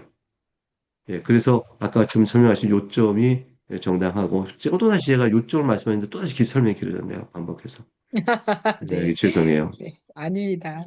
그리고 네, 제가 이번에 그거 강의를 들으면서 느꼈던 거는 결국은 그 유신진화론도 우연이라는 표현을 굉장히 많이 쓰고 있거든요. 근데 이것이 그렇죠. 거의 젠더 이데올로기나 상경적인 세계관이 부딪혔을 때 그들의 논리는 항상 우연이라는 걸 많이 쓰는 것 같아요. 저희는 이제 그것이 다 하느님의 그 주권 하에 계획이 있었고, 그 섭리 가운데, 그 언약 가운데 진행되었다는 어떤 진리라는 체계를 갖고 있는데, 그 상대적으로 그 반대 진영에서는 우연히, 왜냐면 논리가 없이 우연히, 아니면 감정적인 호소하니까 결국은 그 변증을 할 때도 감정적인 호소부터 우리는 들어가서 진리로 이르는 길로 안내를 해야 된다라고 이제 현실적으로는 표현을 해주신 것 같거든요. 근데 저도 실제적으로 그걸 나눴을 때 그런 좀 기다림과 그런 방법론도 필요하지만 결국은 그분들도 그것이 어느 정도 아닌 거는 알고 있는데 완전히 자복되지 않는 상태이어서 뭐 어떤 질문을 한다거나 그런 부분에 있어서 건드리는 부분들에 있어서 피해가는 것들을 되게 많이 보거든요. 그리고 저 개인적으로도 느낀 거지만 신학대학교에서도 성경 자체가 진리다는 표현을 했을 때 오히려 공격을 받거나 그냥 여기 성경은 사랑이다라는 부분에 감정적인 부분으로 흐르는 경향이 굉장히 많거든요. 그것도 보편적으로는 자유주의의 영향을 받았다고 저는 생각을 해요. 성경은 저희가 진리로서 여기고 성경을 진리로 저희가 여기기 때문에 신학을 하는 것이 기준이 돼야 되지. 그것이 사랑이라는 어떤 감정, 물론 더 큰, 지금 많은 얘기를 해주셔서요. 더 큰 어떤 부분에선 저희가 하나님의 사랑으로 그것을 기다리고 어느 부분에선 저희의 그 진리를 사수하는 것은 더 큰 사랑의 길을, 구원의 길을 사수하기 위한 우리의 방법이다라는 얘기도 해주셨던 것 같은데 요즘 팽배한 어떤 부분들은 사랑이고 감정이고 그런 부분에서의 진리라는 부분을 뭔가 사수하기보다는 그냥 좋게 좋게 잘 지내. 이것이 더 신학교에서도 팽배한 흐름이거든요. 그래서 그런 부분에서 이것이 되게 중요한 부분이고 창조가 이번 이걸 듣는 이유가 저도 그런 부분이 저희 신학교에 다시 한번 갱신되기 원해서인데 여러 가지로 다각도로 알려주셔서 너무 감사하고 잘 네, 배우고 있고 저도 네, 좀 다시 한번 견해가 넓어지는 네, 것 같아서 더 감사합니다. 네, 좋은 말씀 감사합니다. 일단 이제 성경이 객관적 진리다. 진리라는 말씀은 객관성이란 거거든요. 객관 세계에 대한 설명을 하고 있는 거죠. 영적 세계건, 자연적 세계건, 이 우리가 살고 있는 이 세계에 대한 객관적 설명을 누가 올바르게 설명하냐? 성경이다. 이제 그게 진리라고 설명하는 거죠. 형이상학적인 세계까지 포함해서. 네. 영적 세계, 형이상학적인, 또 이 세계의 시작, 기원성부터 해서 종말에 이뤄질까지, 또 인간이 죽은 다음에 있을 사후세계까지, 이게 다 형이상학적 측면이에요. 철학으로 말하면. 이 모든 부분까지 포괄하는, 그리고 우리가 살아가는 현재 세계에 대한 여러 현상들에 대한 설명, 이것들이 다 객관적 설명이 필요하잖아요. 그 객관 설명을 인간이 타락해서 역사가 지금 이렇게 진행되고 있어. 라고 설명하는 하나의 객관적 설명을 하고 있단 말이에요, 성경이. 이게 세상을 설명하는 올바른 객관적 진리다. 라고 보는 위에서 하나님께 그 아들을 보내신 것은 사랑이잖아요. 그것도 역시 객관적 진리거든요. 그러니까 객관적 진리 토대 위에서 하나님께서 우리에게 계시를 보여준 것으로 하나님의 사랑을 알아가는 거니까 이거를 진리와 사랑을 많이 분리시켜서 성경이 진리라는 것을 덜 얘기하거나 어, 또 객관화시키는 것을 약화시키면서 사랑만 얘기한다면 아까 말했던 복음주의권 안에서 신앙을 주관화시키는 위험한 것이고요. 우연한 것은 진화론을 믿는 사람은 우연한 말을 떼놓으면 설명이 안 돼요. 그 우연히 질서가 이루어진 거예요. 근데 이 현재 이 세상에 질서가 있잖아요. 자연적 질서. 이 자연적 질서가 다 물리 법칙으로 화학 법칙으로 나오는 거잖아요. 이 법칙을 통해서 우리가 질서를 발견한단 말이에요. 인간에도 질서가 있죠. 양심적 질서, 윤리 질서가 있거든요. 이게 다 이 질서 구조가 왜 있냐? 왜 있냐? 왜 살인하는 것은 다 죄냐? 이게 다 윤리 질서가 있는데, 이 주관적인 윤리적 측면뿐 아니라 이것도 객관적 윤리죠. 고전적으로 따지면. 이 윤리 질서나 자연 세계의 움직이는 질서나 이 질서가 다 진화론에 따르면 다 우연의 결과예요. 우연의 결과가 질서를 날 수가 없거든요. 그러니까 우연히 어떻게 질서를 알 수 없다라는 정보학적 측면에서의 비판뿐만 아니라 실제 우연히 질서를 낳는 과정상의 설명이 안 돼요, 설명이. 그러니까 과학적으로도 비판이에요. 그러니까 정보학적인 비판, 과학적 비판. 그리고 진화론이 그리스도의 사랑을 설명 못해요. 예수 믿는 사람에 대한 변화를 설명 못해요. 죄에서의 새롭게 대갱신을 설명 못해요. 이것도 그럼 우연을 설명 안 되는 거죠. 그러니까 이런 것들이 다 문제가 있어요. 그러니까 유신전환제를 어떻게 피해가냐면 콜린스는 뭐라고 하냐면 어떤 이유인지 모르지만 어쨌건 생명체가 단세포 생명체가 지상에 등장했다고 믿는다. 그것이 어떻게 나온지 모르겠다. 그러게요. 생명 탄생은. 근데 단세포가 어쨌건 사람 올 때까지 생물학적 생명 계통수에서 아는 것처럼 변화되는 것은 사실이다. 이 사실인 것은 생물적 진화론의 사실인데 이것은 중력법칙처럼 확실하다고 거짓말을 해요. 이게 중력법칙은 실험적으로 다 아는 거잖아요. 이게 실험적으로 되어졌나요? 그러니까 중력법칙처럼 확실하다는 얘기가 뭐냐면 실험적으로 검증됐다고 되는 말과 똑같은 말이에요. 그래야 확실하다는 얘기돼요. 그러면 진화론이 단세부터 사람까지 오는 생물적 진화론이 실험적으로 검증됐나요? 아니잖아요. 그럼 뭐로 확실했다고 말해요? 그렇게 말하면서 여전히 골치 아픈 것은 그걸 믿다고 주장해놓고 여전히 알지 못하는 것은 인간에 대한 양심과 인간에 대한 양심 문제다. 윤리 문제는 여전히 모르겠다. 근데 이것도 진화론적으로 풀어질 것이고 하나님께서 주신지는 모르겠다. 이렇게 얘기해요. 그러니까 유신 진화론은 필요할 때는 하나님을 대고 그리고 생물적 진화론을 굳게 붙들고 그렇게 들면서 생물적 진화를 위한 138원 역사는 인정하고 이렇게 돼가는 거로 넘어가는 거예요. 그러니까 유신 진화론은 하이브리드, 그야말로 하이브리드. 이름 자체가 유신과 진화론이 하이브리드인 것처럼. 그러니까 재밌어요. 유신 진화론은요, 무신 진화론, 자연주의 진화론자에는 과학적 취급 못 받아요. 야, 진화론을 제대로 알아라. 이렇게 돼요. 거기에 왜 하나님 묻냐? 차라리 창조론이라고 말해라. 이렇게 비판받고, 창조 입장에 볼 때도, 진화론 믿고 왜 유신자 붙여? 이렇게 되는 거니까, 그 가운데 껴있죠. 하이브리드인데, 이게 기독교를 좀먹는 거예요. 이 유신자는 절대 무신진화론자를 유신자로 못 바꿉니다. 무신진화론자를 유신자로 못 바꿔요. 무신진화론자가 알고 보니까 자연이 한 게 아니라 하나님 한 거네. 이렇게 못 들어가요. 왜냐면 진화론 자체가 자연 안에서 우연적으로 오랜 세월을 걸쳐 돌연변을 통했다는 것인데 그 원리대로 설명하던 자연의 질서를 그거를 도킨스도 말하잖아요. 이거 마치 설계자가 만든 것처럼 자연의 질서가 있다. 그러나 나는 믿는다. 우연으로 된 것이다. 이렇게 말하잖아요. 그러니까 그들의 신념의 신앙이거든요. 이거 무신자론자는요. 하나님의 개입이 유신자론도 하나님의 개입이 없이 되었다고 말하는 거잖아요. 그러니까 유신자론의 한계는 뭐냐면 무신자가 똑같아요. 하나님의 개입 없이 자연에서 우연적으로 오늘의 이 생물체가 만들어졌어. 무신자는 원래 하나님 없어. 하나님이 왜 상정하고 개입이 없다고 말해? 원래 하나님 없다고 말하면 되지. 그러니까 이 과정이 똑같아요. 그러니까 갑자기 무신론자가 하나님 없이 자연이 됐다는 말을 똑같이 믿고 있는 유신자의 말을 설명드린 다음에 그럼 하나님 있다고 상정하되 하나님 개입하지 않다고 믿으면 좋겠네. 이렇게 왜 나가냐 말이에요.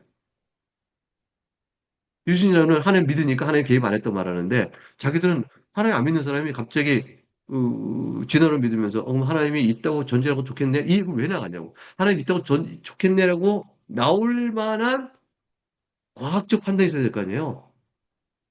실증적인 이유가 있어야 되고 도덕적 도전이 있어야 되고 어떤 변화가 있을 거 아니에요.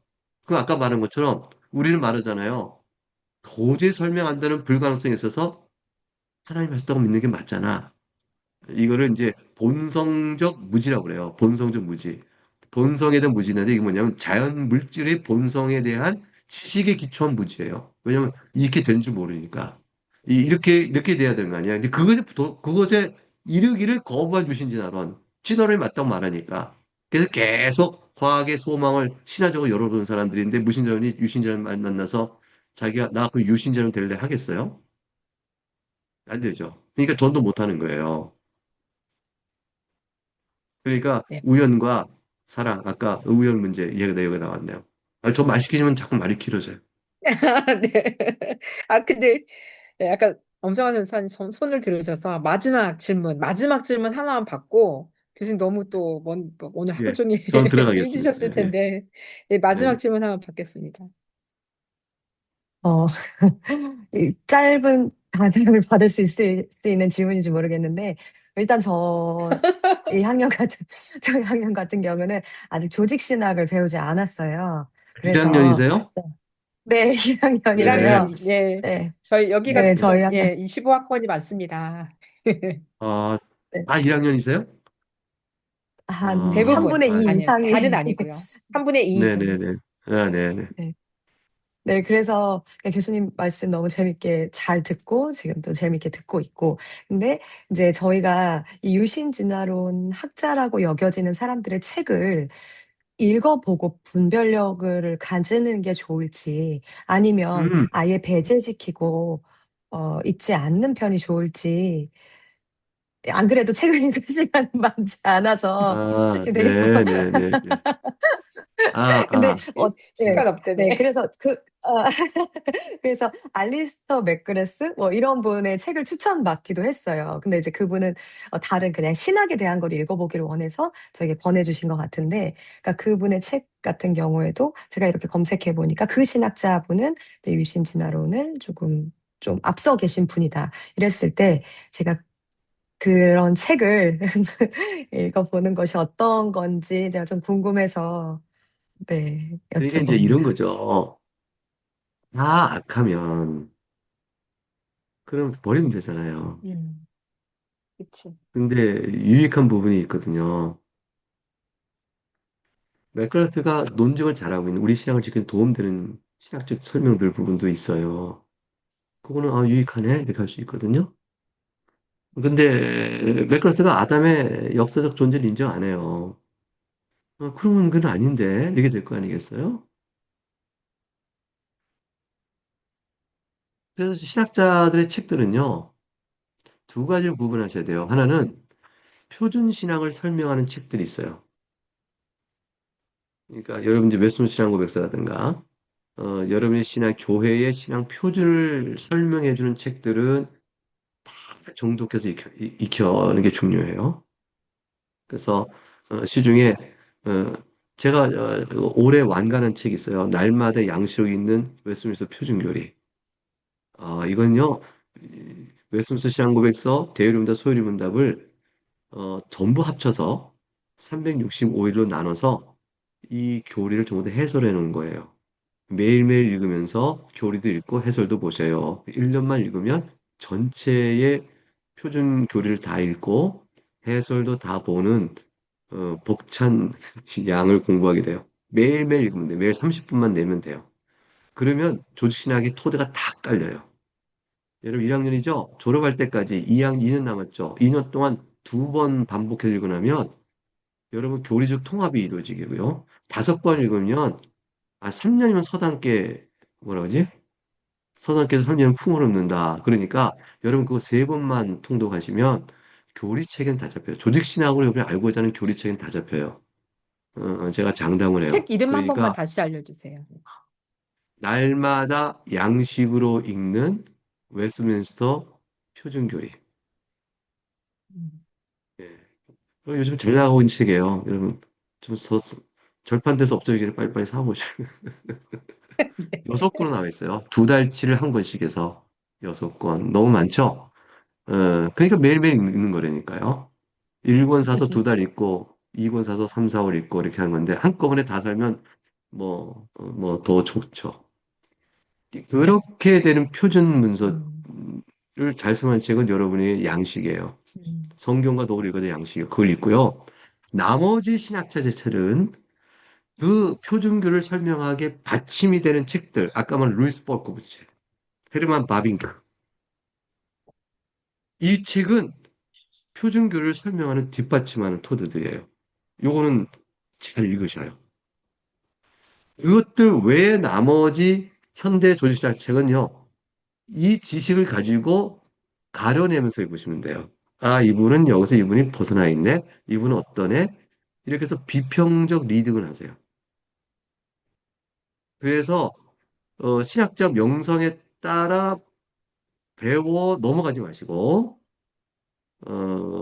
알리스 맥그라스는요, 제가 배웠던 리차드 멀러라는 유명한 거대한 신학자가 있어요. 리차드 멀러라는 신학자는요, 리차드 맥그라스 책을 보지도 않아요. 왜 그랬더니, 그 양산을 많이 하면서 한 부분 들어가면 전문성이 떨어져서 오류들이 많다. 이렇게 얘기하셔요. 그러니까 막 프롤리픽하게 굉장히 책을 많이 써내다 보니까 그분이 대중적으로 뭐 그렇게 일종의 스테레오타입적으로 도식화시켜 설명한 것도 있어서 알긴 쉽게 나오나 그 전문가 볼 때는 그건 아닌데 이건 무시한 책이 썼네 이렇게 된 거죠. 그래서 사람을 그릴 때 세밀한 부분 다 묻혀 눈을 그냥 동그랗게 그려놓고 코를 동그랗게 그려놓고 그러니까 사람 이미지는 있는데 사람인지 정확한 그 사람은 아닌 그런 그 있으죠. 그럼 알리스 맥그라트는 그럼 그분이 뭐 옥스퍼드 대학에서 뭐 대학 교수 어떻게 해요? 그러니까 그분으로서의 갖고 있는 실력이 있는 거죠. 그러니까 가려서 읽으세요. 적어도 현대 신학자의 글은 전부 가려서 읽어야 돼요. 그러니까 제가 말씀 표준적 토대가 되는 걸로 공부하셔요. 그거를 그거를 달달달 공부하셔요. 그러고 나면 위조 지표를 어떻게 가려내죠? 위조 지표를 막 공부하는 게 아니고 원래 정상적 지표를 계속 만져보고 공부하면서 위조 지표를 바로 알거든요. 차이를 느끼듯이 올바른 걸 공부하고 나면 현대신을 읽으면서 이건 어디서 벗어났네? 이 설명이 이렇게 나가네? 이건 아닌데? 이것들 가려내면서 읽을 수 있어요. 근데 어떤 부분은 이건 설명 꽤 도움이 되네? 그렇게 똥을 칠 수 있어요. 그렇게 돼서 그분의 수많은 저서들을 도매금으로 쓰레기통에 넣어라. 이렇게 말한 건 누구, 그 감히 그렇게 말하겠어. 제가 그렇게 말하면 안 되죠. 그게 아니라 가려서 보셔요. 이게 정답이에요. 어떤 것들은 더 집어넣을 책이 있어요. 정말 유축이 돼 있어요. 이거는 백희무익한 것들. 사람이 죽어서 영혼이 없다. 그래서 중간 상태에 낙원이 없다라고 주장하는 주장을 따르지 마세요. 그런 주장을 책들 읽지 마세요. 이게 이단적인 거죠. 이 얘기해야겠다. 마지막으로. 유진 진화론을 가르치는 분들이 성경을 창조 때부터 시작해서 종말론까지 그들 나름대로 가르쳐오는 사람들이 하나의 교파를 이루어서 교회를 구성하겠다 한번 해볼까요? 대한 유신 진화론 교회. 뭐, 대한예수 장로회 하듯이 대한예수교 유신 진화론회. 장로회는 정치체제니까. 아무튼 그거를 고백하는 교회를 구성하고 그들끼리 모인다고 그럴까요? 사실 옛날에 유니테리안이 있어요. 삼일체를 부정하고 예수님을 뛰어난 사람이요. 하나님 만드신 특별한 은혜를 준 사람으로 보는 유니테리안들은 교회를 따로 구분했어요. 유니테리안 다 무너져 버렸어요. 그러니까 이런 것처럼 유신 진화론자들이 우리끼리 모여서 우리의 신앙을 바로 고백하고 현대 기독교를 이렇게 살리는 거라고 모범을 보이자고 그들끼리 교회를 세웠다 쳐볼까요? 그러면 여러분이 출석하는 목사님들이 그 교회를 그렇게 뭐라고 할까요? 우리 형제된 교회요, 정통교회요, 우호의 손을 내밀 수 있다고 보겠어요? 아니면 저 이단이다 그럴 것 같아요.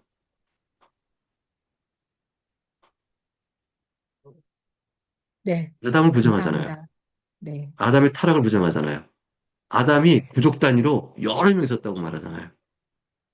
이거 다 한국 이단학회에서나 한국 교회가 이단을 부정했던 분들이에요. 성경을 잘못해서 하잖아요. 근데 이것이 학문의 이름으로 개인적 신학자의 고백처럼 퍼져가고 있으니까 종교 집단화되어 있지 않아서 그 교회가 경계심을 늦추고 있는 것이죠. 이게 교회가 긴장을 제대로 가져야 되는 거죠. 여러분이 소중해요. 이 얘기가 사실 마지막이에요. 또 한 가지 얘기할게요. 제가 그 강의 중에 해놨는지 모르겠는데 하워드 반티라는 미국 칼빈 대학, 제가 칼빈 세미나에서 공부했는데 칼빈 대학에서 있었던 물리학 교수예요. 물리학 교수 유신진화론자였어요. 근데 이분은 유신진화론을 따르는 것이 올바른 현대 기독교를 지키는 방법이라고 평생 믿어왔어요. 이분이 더치 리폼드의 교회의 아들이었기 때문에 어릴 땐 다 우리처럼 특별하게 개혁 신학도 배우고 올바른 신학도 다 배웠어요. 여러분, 그렇게 신앙을 했던 사람이 물리학을 공부하면서 유신전으로 바뀌었어요. 바뀌면서 이분은 뭐라 했냐면 내가 유신전을 따라가는 것 때문에 만일 하나님을 떠나거나 아니면 무신론 자연주의를 지향하는 입장으로 내가 변한다면 내가 당장 유신론을 먼저 치겠다.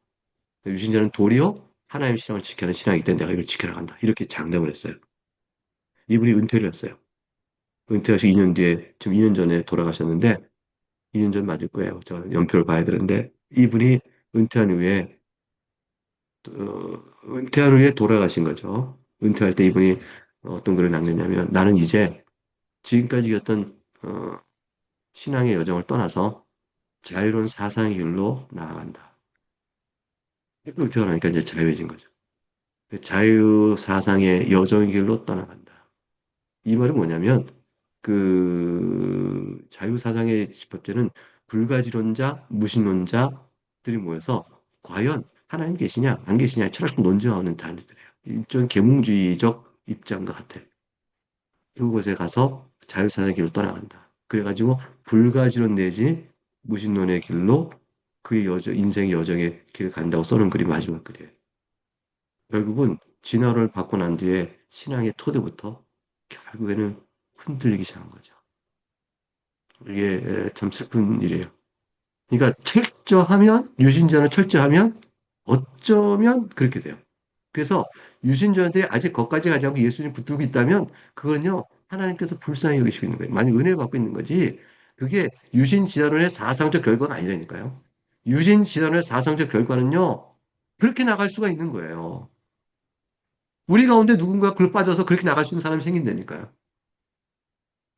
성격이 안 맞고 신앙이 안 맞으니까 우선 틀렸고 결과적인 위험성도 큰 거고 그렇게 되어집니다. 여러분 오늘 이 모임이 그냥 신학적 사색과 또 하나의 새로운 내용을 배우기 위한 단순한 일종의 동아리 이런 것 이상이에요. 여러분 하는 일이 굉장히 중요한 가치 가져요. 좀 더 철저히 같이 독서 클럽하고 읽고 공부하고 창조과학회 오기서 공부장 괴롭히면서 좀 진짜 좀 많이 잘 해주세요. 여러분 너무 좋아요. 학도신학 때문에 이런 것 같은 모임이 없어요. 학도신학 때는 수업은 있어요. 창조론을 수업하는 선택 과목이 매 학기 개설되고 있어요. 그것도 두 학기 완성돼. 4학기제로 하다가 두 학기로 나눠서 매 학기 선택까지 되고 있는데 수강생이 5명, 6명, 10명이 못 넘어요. 처음에 할 때는 막 30명 됐었는데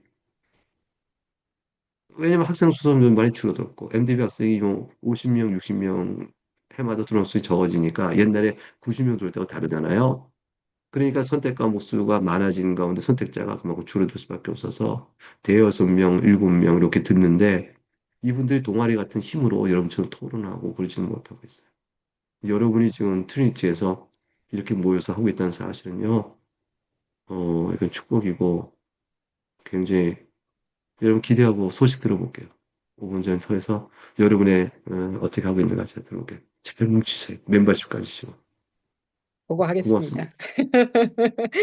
네, 그리고 저희 1월 15일에 해플 트리니티하고도 MOU를 맺기로 했습니다, 교수님. 아, 그랬어요? 너무 잘 네, 됐네요. 너무 잘 됐네요. 아유, 하나님의 은혜인데요. 네, 네. 오석규 네. 여러분 청장님께서 그때 박수 많이 쳐주세요. 적극적으로 네, 네. 네, 또 이제 저희 감사합니다. 합동신학교처럼 교수님들도 같이 또 동역할 수 있었으면 좋겠다라는 바람을 가지고 있습니다. 기도해 주십시오, 교수님. 네, 네. 그게 되겠죠. 네, 네, 네. 감사합니다. 그래서 지금 그럼 교수님 저는 너무 예, 시작할까요? 예, 저희가 그래도 교수님과 인증샷 한번 찍고 아, 인증샷 같이 한번 이렇게 찍고 저희 보내드리도록 하겠습니다. 제가 여기서 찍도록 하겠습니다. 자요. 네. 공식 인증샷입니다. 찍겠습니다. 자요. 하나, 둘, 네. 소심하게 하지 마시고 제대로 하트 하시면 하세요. 네. 하나, 둘, 셋. 네. 네. 찍었습니다. 그래서 제가 네, 감사합니다. 올려드리겠습니다. 교수님 너무 감사합니다. 네, 진짜. 감사합니다. 또 네, 다음에 나가겠습니다. 또 네, 네, 바이. 하나, 연락드리겠습니다. 둘, 셋. 감사합니다. 감사합니다. 네. 네. 어떻게 의미 있는 시간 되셨나요? 어? 다 일부 잘렸어. 어떡하지? 어떡하지? 어떡하지? 아, 네, 일부 잘려가지고, 이런, 제가 한번 여기 계신 분들 다시 찍어야 될 것 같아요. 제가 이렇게 하다가 말았나 봐요. 진짜. 일본 찍은 거 맞는 것 같다. 다 찍었네. 네. 네. 그래서 저희가 오늘 공통으로 좀 드릴 얘기가 있고, 또 잠깐 나눠서 오늘 너무 늦어지니까 오늘은 그냥 인사만 하고 헤어지는 게 좋을 것 같아요. 오늘 많이 충분히 얘기 나누신 것 같아서 그룹에서 잠깐만 인사만 하면 좋을 것 같고요. 공통으로 안내 드릴 게 지금 이렇게 이번 주에 처음 오신 분들도 몇 분 계세요. 근데 저희가 2주까지는 결석이 해도 어떻게든 지원을 해드릴 거예요. 그런데 2주 이상 3주 이렇게 저희가 6주인데 3주 동안 이렇게 결석 이렇게 모임이든 어디든 강의든 안 들으시면 사실 이게 김병호 교수님 강의 듣는 것보다는 이렇게 나눔하는 게 더 의미가 있고 더 유익하셨죠. 혼자 들으시면 이게 해결이 안 되거든요.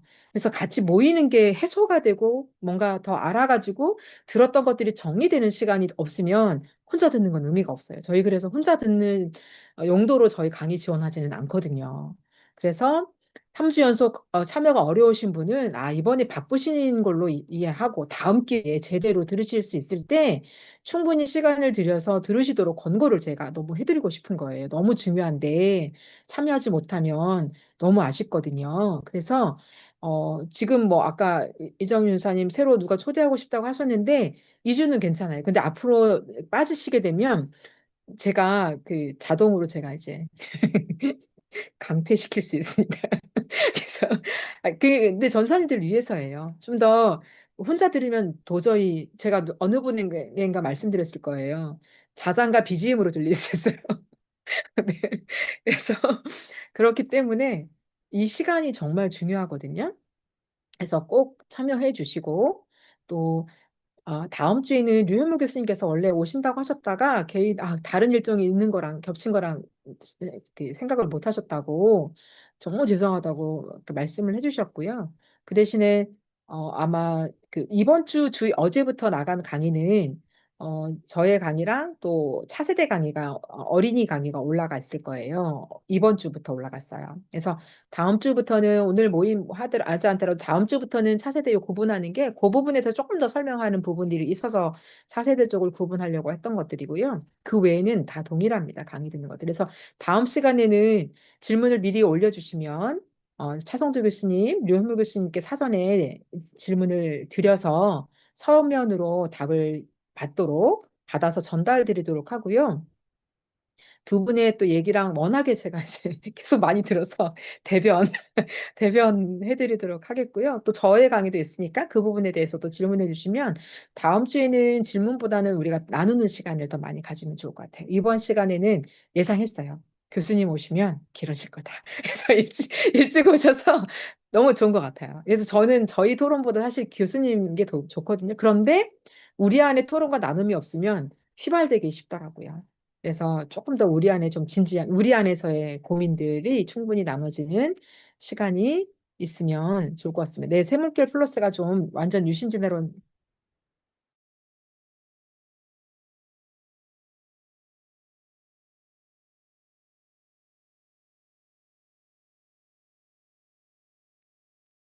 튕기신 것 같습니다. 네, 갑자기 오본 부장님, 돌아오십니다. 네, 잠시.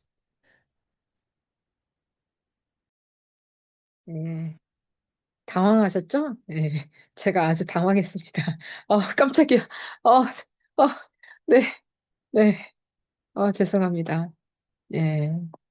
예, 예, 저희 집안 사정이 넉넉치 않아. 네, 새물길 플러스 출판사가 유신진화론 책을 많이 출판을 해요. 그런데 요 책은 오래전에 나온 책인 것 같더라고요. 제가 한 학기 전에 조지신학을 1학년 2학기 차에 들어보려고 김병훈 교수님께 여쭸던 책 목록 리스트거든요. 김진혁 교수님께 잘렸지만 그래서 2학년 때 제대로 들으십시오 라고 해가지고 잘렸습니다. 그래서 어쨌든 그래서 참고하시고요. 예, 혹시 그리고 그래서 강의를 오늘 참여하지 못하신 분, 지금 오늘 처음 하신 분들 꼭 이거는 좀 이렇게 이해를 좀 양해를 좀 해주시면 좋을 것 같아요. 2주까지는 여러 사정이 있을 수 있으니까 괜찮다. 그래도 강의는 열심히 들으셔라. 3주부터는 이분 힘드시구나. 저 오늘 진짜 10분 넘게 제가 개인톡 드린 거 아시나요? 수강식, 강의 다 못 들으셔가지고 제가, 네, 저의 사랑과 관심이 필요하신 분들은, 네, 월요일 오전까지 안 들으셔도 됩니다. 제 개별로 친절하게, 예, 사랑스럽게 다가가 드리겠습니다. 하지만 그것도 2주입니다. 그 이상은 칼같이, 네. 요런 긴장감, 이렇게 필요하죠. 네. 그래서 오늘 많이 유익하셨을 거라 생각하고요. 그 제가 두 그룹으로 나눴죠. 신준호 전사님하고 제가 또 이재영 전사님께서 신준호 전사님이랑 같이 전문적인 디펜스를 예, 어느 정도 서포트를 많이 해주실 거고요. 예, 이제 그렇게 다음 모임부터는 그렇게 진행하도록 하겠습니다. 혹시 궁금한 거 있으시면 그 운영, 진행 이런 부분에 그리고 댓글을 다시는 게 필수인가요? 너무 많은 질문을 하셨는데 필수라고 말씀을 그렇게 드렸는데도 자꾸 필수냐고 나한테 물어보는 거는 안 달면 안 되나요? 라는 질문으로 제가 드렸거든요. 근데 그래서 제가 이게 방법이 사실은 어떻게 듣는지에 대한 소통이 여기서 우리가 소통이 한 말씀이라도 한마디라도 내가 얘기를 하고 어떻게 들었는지 이 피드백이 안 되면 이거 되게 이렇게 그러거든요. 이게 약간의 약해요. 듣는 강도가. 우리가 안 그러면 진짜 열심히 책도 읽어야 되는데 그렇게 하실 수 있으시면 저희가 괜찮아요. 근데 최소한 여기 주어진 시간만큼은 우리가 다른 거 뭐 할애하지 못하더라도 이 주어진 강의와 주어진 시간 내에서 우리가 최선을 다하자. 이게 저는 왜냐하면 쉽지가 않거든요. 강의가 처음 제가 말씀드리지만 그래서 한 번 더 들으시는 게 중요하고, 그래서 제가 숙제를 웬만하면 안 들으려고 했는데, 원래 모든 강의에는 강의 퀴즈와 토론 주제가 다 있어요. 이미 교수님들이 내주신 게 있거든요. 안 올렸단 말이에요. 여러분들의 그 편의를 위해서 부담을 덜어드리려고. 그런데 댓글조차 안 다시면 이거 바로 올려드릴 수가 있어요. 올려드리는 게 더 편하다. 그러면 올려드릴게요. 네. 근데 그 한 줄 댓글, 두 줄 댓글 이거 어려우시면 예, 내가 강의 들은 게 어렵다라도 좋아요. 왜냐하면 사실 어려운 게 맞긴 하거든요. 근데 이런 부분들이 잘 이해가 안 되지만 좀 더 배우겠다라든지 뭔가 피드백 한두 줄이라도 적어주시든지 아니면 나는 토론글 올려주면 좋겠다. 그러면 토론 주제를 올려달라. 그럼 나는 그거에 대해서 쓰겠다. 이게 다 좋습니다. 올려드릴까요? 네. 올려주면 좋겠다. 올려주면 좋겠다. 네, 이태원 전사님 혼자, 네, 김상현 전사님 안 된다, 막 이렇게. 그러면 이렇게 할게요. 이게 자율성이 약하신 분들이 좀 계신데, 기준 가이드라인 있으면 좀 더 좀 생각이 좀 명확하게실 것 같다라는 분도 계시니까, 올려드리되 의무는 아니고 다만 댓글이든 토론에 대한 답이든 어떤 것들이든 단다. 됐죠? 토론 주제가 아니어도 어떤 뭐든 단다. 내가 잘 듣고 있다. 잘 듣고 있어요. 라는 그 한 줄. 제가 사실 이거를 저희는 교육과정을 지금도 하고 있는데 진행 중인데 이 모든 댓글들을 저희는 교수님들한테 다 드리거든요. 왜냐하면 어떻게 듣는지에 대한 소통 창구라고 제가 말씀드렸잖아요.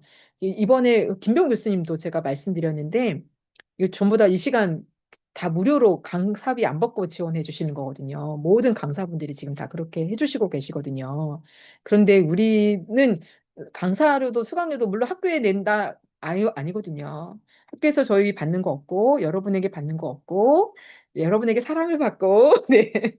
네, 우리도 우리의 열정을 다 진짜 드리고 싶은데 그만큼 참여하시는 만큼 얻어갈 거기 때문에 제가 더 이상의 이 얘기 잔소리는 안 하겠습니다. 여기까지. 더 이상은 좀 과한 것 같고요. 오늘 여기까지는 제가 좀 강조를 하겠습니다. 그래서 댓글을 우리 너무 착하신 김종수 전도사님만 다신 것 같아요. 네. 네, 제가 뒤에는 못 봤어요. 오전에까지만 봤고요. 네, 이재영 전도사님 뭐 손 드신 건가요? 네, 여기 말씀하세요. 제안하려고 하는데요. 네네네. 그 보면 이제 다른 모질라 강의나 그런 데도 네. 보면 그 정식 학점으로 신청하신 분은 그런 과제라든가 댓글은 필수고 이제 청강생은 그냥 선택으로 이제 하는 그런 부분이 있어서 아, 그거는 제안을 네, 드릴까 싶어서. 네, 그렇다고 해서 제가 청강이라고 안 달겠다는 거 아니고 달았습니다. 네, 하나정도 네, 네, 제안입니다. 그러셨군요. 네. 바쁘시면 다음에 들으셔요. 그래서 제가 강조하는 건 겁니다. 잘 들었다. 뭐 한 줄이라도 나 살아있다. 이렇게 표시하는 것처럼 좀 달아주시면 좋겠습니다. 저희는 청강이어도 가볍게 들으면 이거는 의미가 없어지기 때문에 어쨌든 네, 네, 최선을 다해서 달아주시라.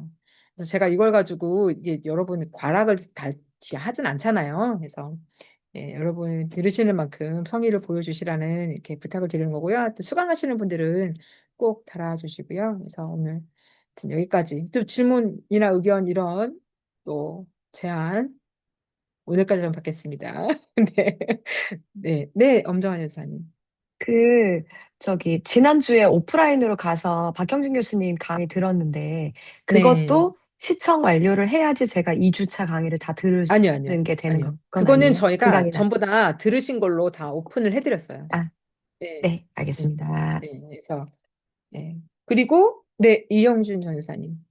네, 제가 지금 이게, 그러니까 저는 이거 지금 그 모듈라를 제대로 하고 있는데, 네, 어, 그러니까 그 말씀하신 뭐 리뷰를 달고 뭐 네. 이런, 그러니까 정확하게 뭘 해야지 그 3학점을 받는 건지 제가 지금 잘 아, 모르겠거든요. 그러니까 뭐 네. 선교 인턴십 디브리핑 양식 뭐 이런 것도 막 올라오고 막 해갖고, 그거는, 그러니까, 예. 그거는, 예, 예, 답을 끝까지 다 질문하신 거예요?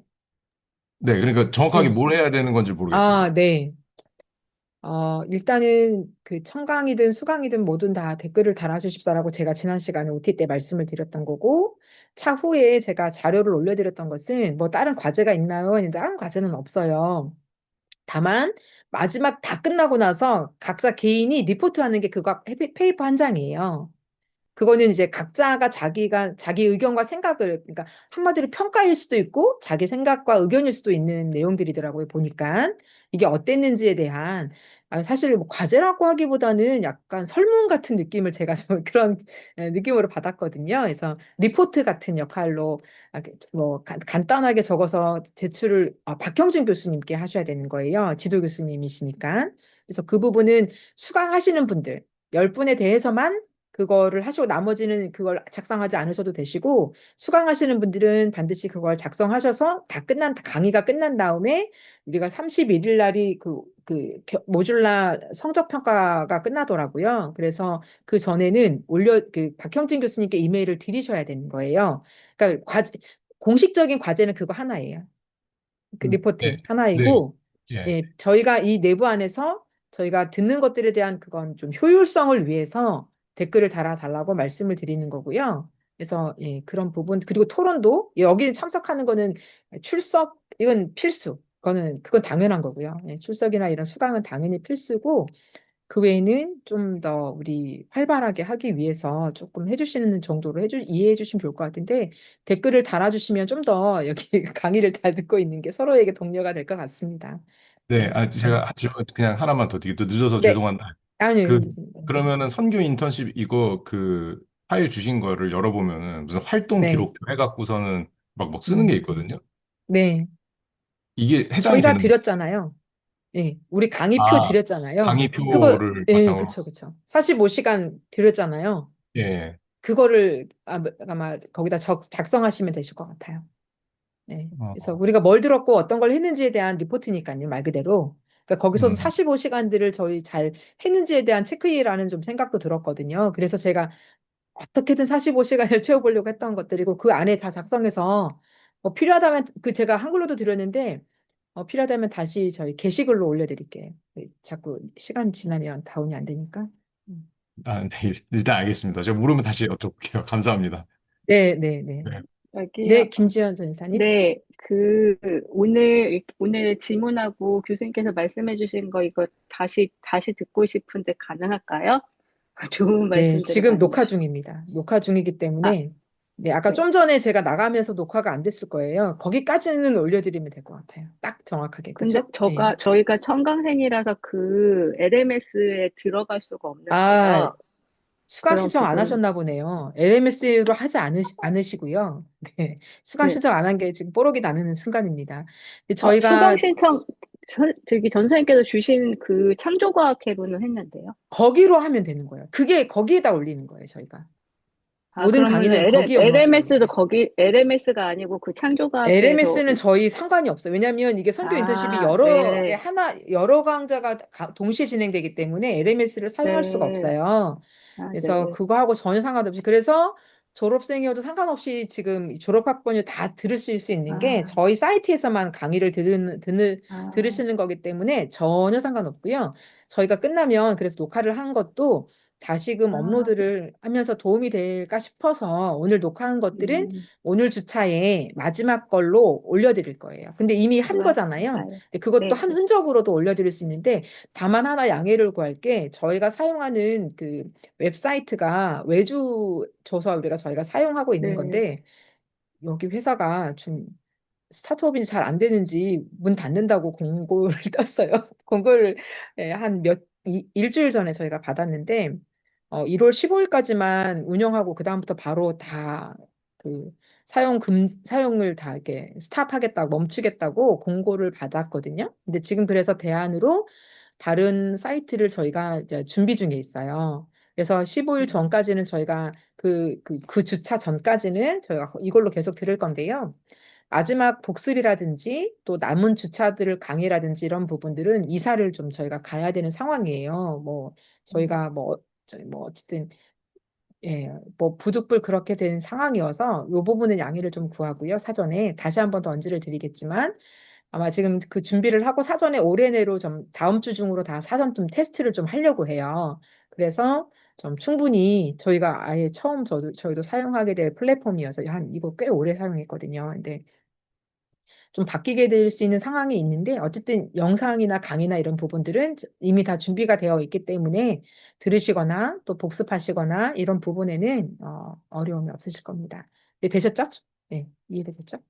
또 다른 질문 마지막 하나만 받고 없으면 우리가 오늘 흩어져서 인사를 하려고 했는데 그것도 너무 늦을 것 같아서 여기까지만 오늘은 하고 다음 주부터 우리가 그룹 이 팀별 미팅이나 이런 부분들은 좀 나누는 것들은 다음 주부터 하도록 할게요. 그래서 여기까지로 하고 마치고요. 우리가 그래도 마지막 아까 목사님 교수님께 기도를 부탁드리려고 했었는데 이렇게 마지막 기도를 우리 이호선 전우사님께서 기도해 주시면 감사하겠습니다. 그리고 우리 바이 하겠습니다.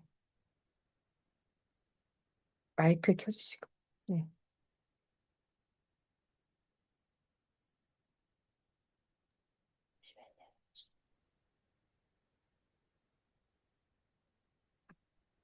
참 좋으신 하나님 아버지 감사합니다. 우리에게 창조과학을 통하여서 하나님 정확한 신학을 이해하게 하시고 또 알지 못하는 세계 가운데 하나님 우리가 들어와서 하나님의 신비를 기억하고 또한 그것들을 배워가는 과정에 있습니다. 더욱더 받아들이는 가운데 있어 하나님 우리가 더욱 겸손하게 하시고 또한 하나님의 말씀 앞에 바로 서는 저희들이 될 수 있도록 주님 축복하여 주시고 이 모든 과정을 이끌어가는 하나님 리더들에게 지혜와 총명을 더하여 주시고 건강을 함께하여 주시어서 이 모든 과정들이 순적하게 하나님 마무리될 때까지도 하나님께서 지켜주시기를 원합니다. 강의를 통하여서 더욱더 하나님과 관계가 깊어지기를 소망하며 이 밤에도 우리에게 평안을 허락하실 하나님 앞에 감사드리며 예수님의 이름으로 기도드립니다. 아멘. 아멘. 감사합니다. 평안한 밤 되십시오. 네, 수고하셨습니다. 수고하셨습니다. 있어요. 수고하셨습니다. 감사합니다.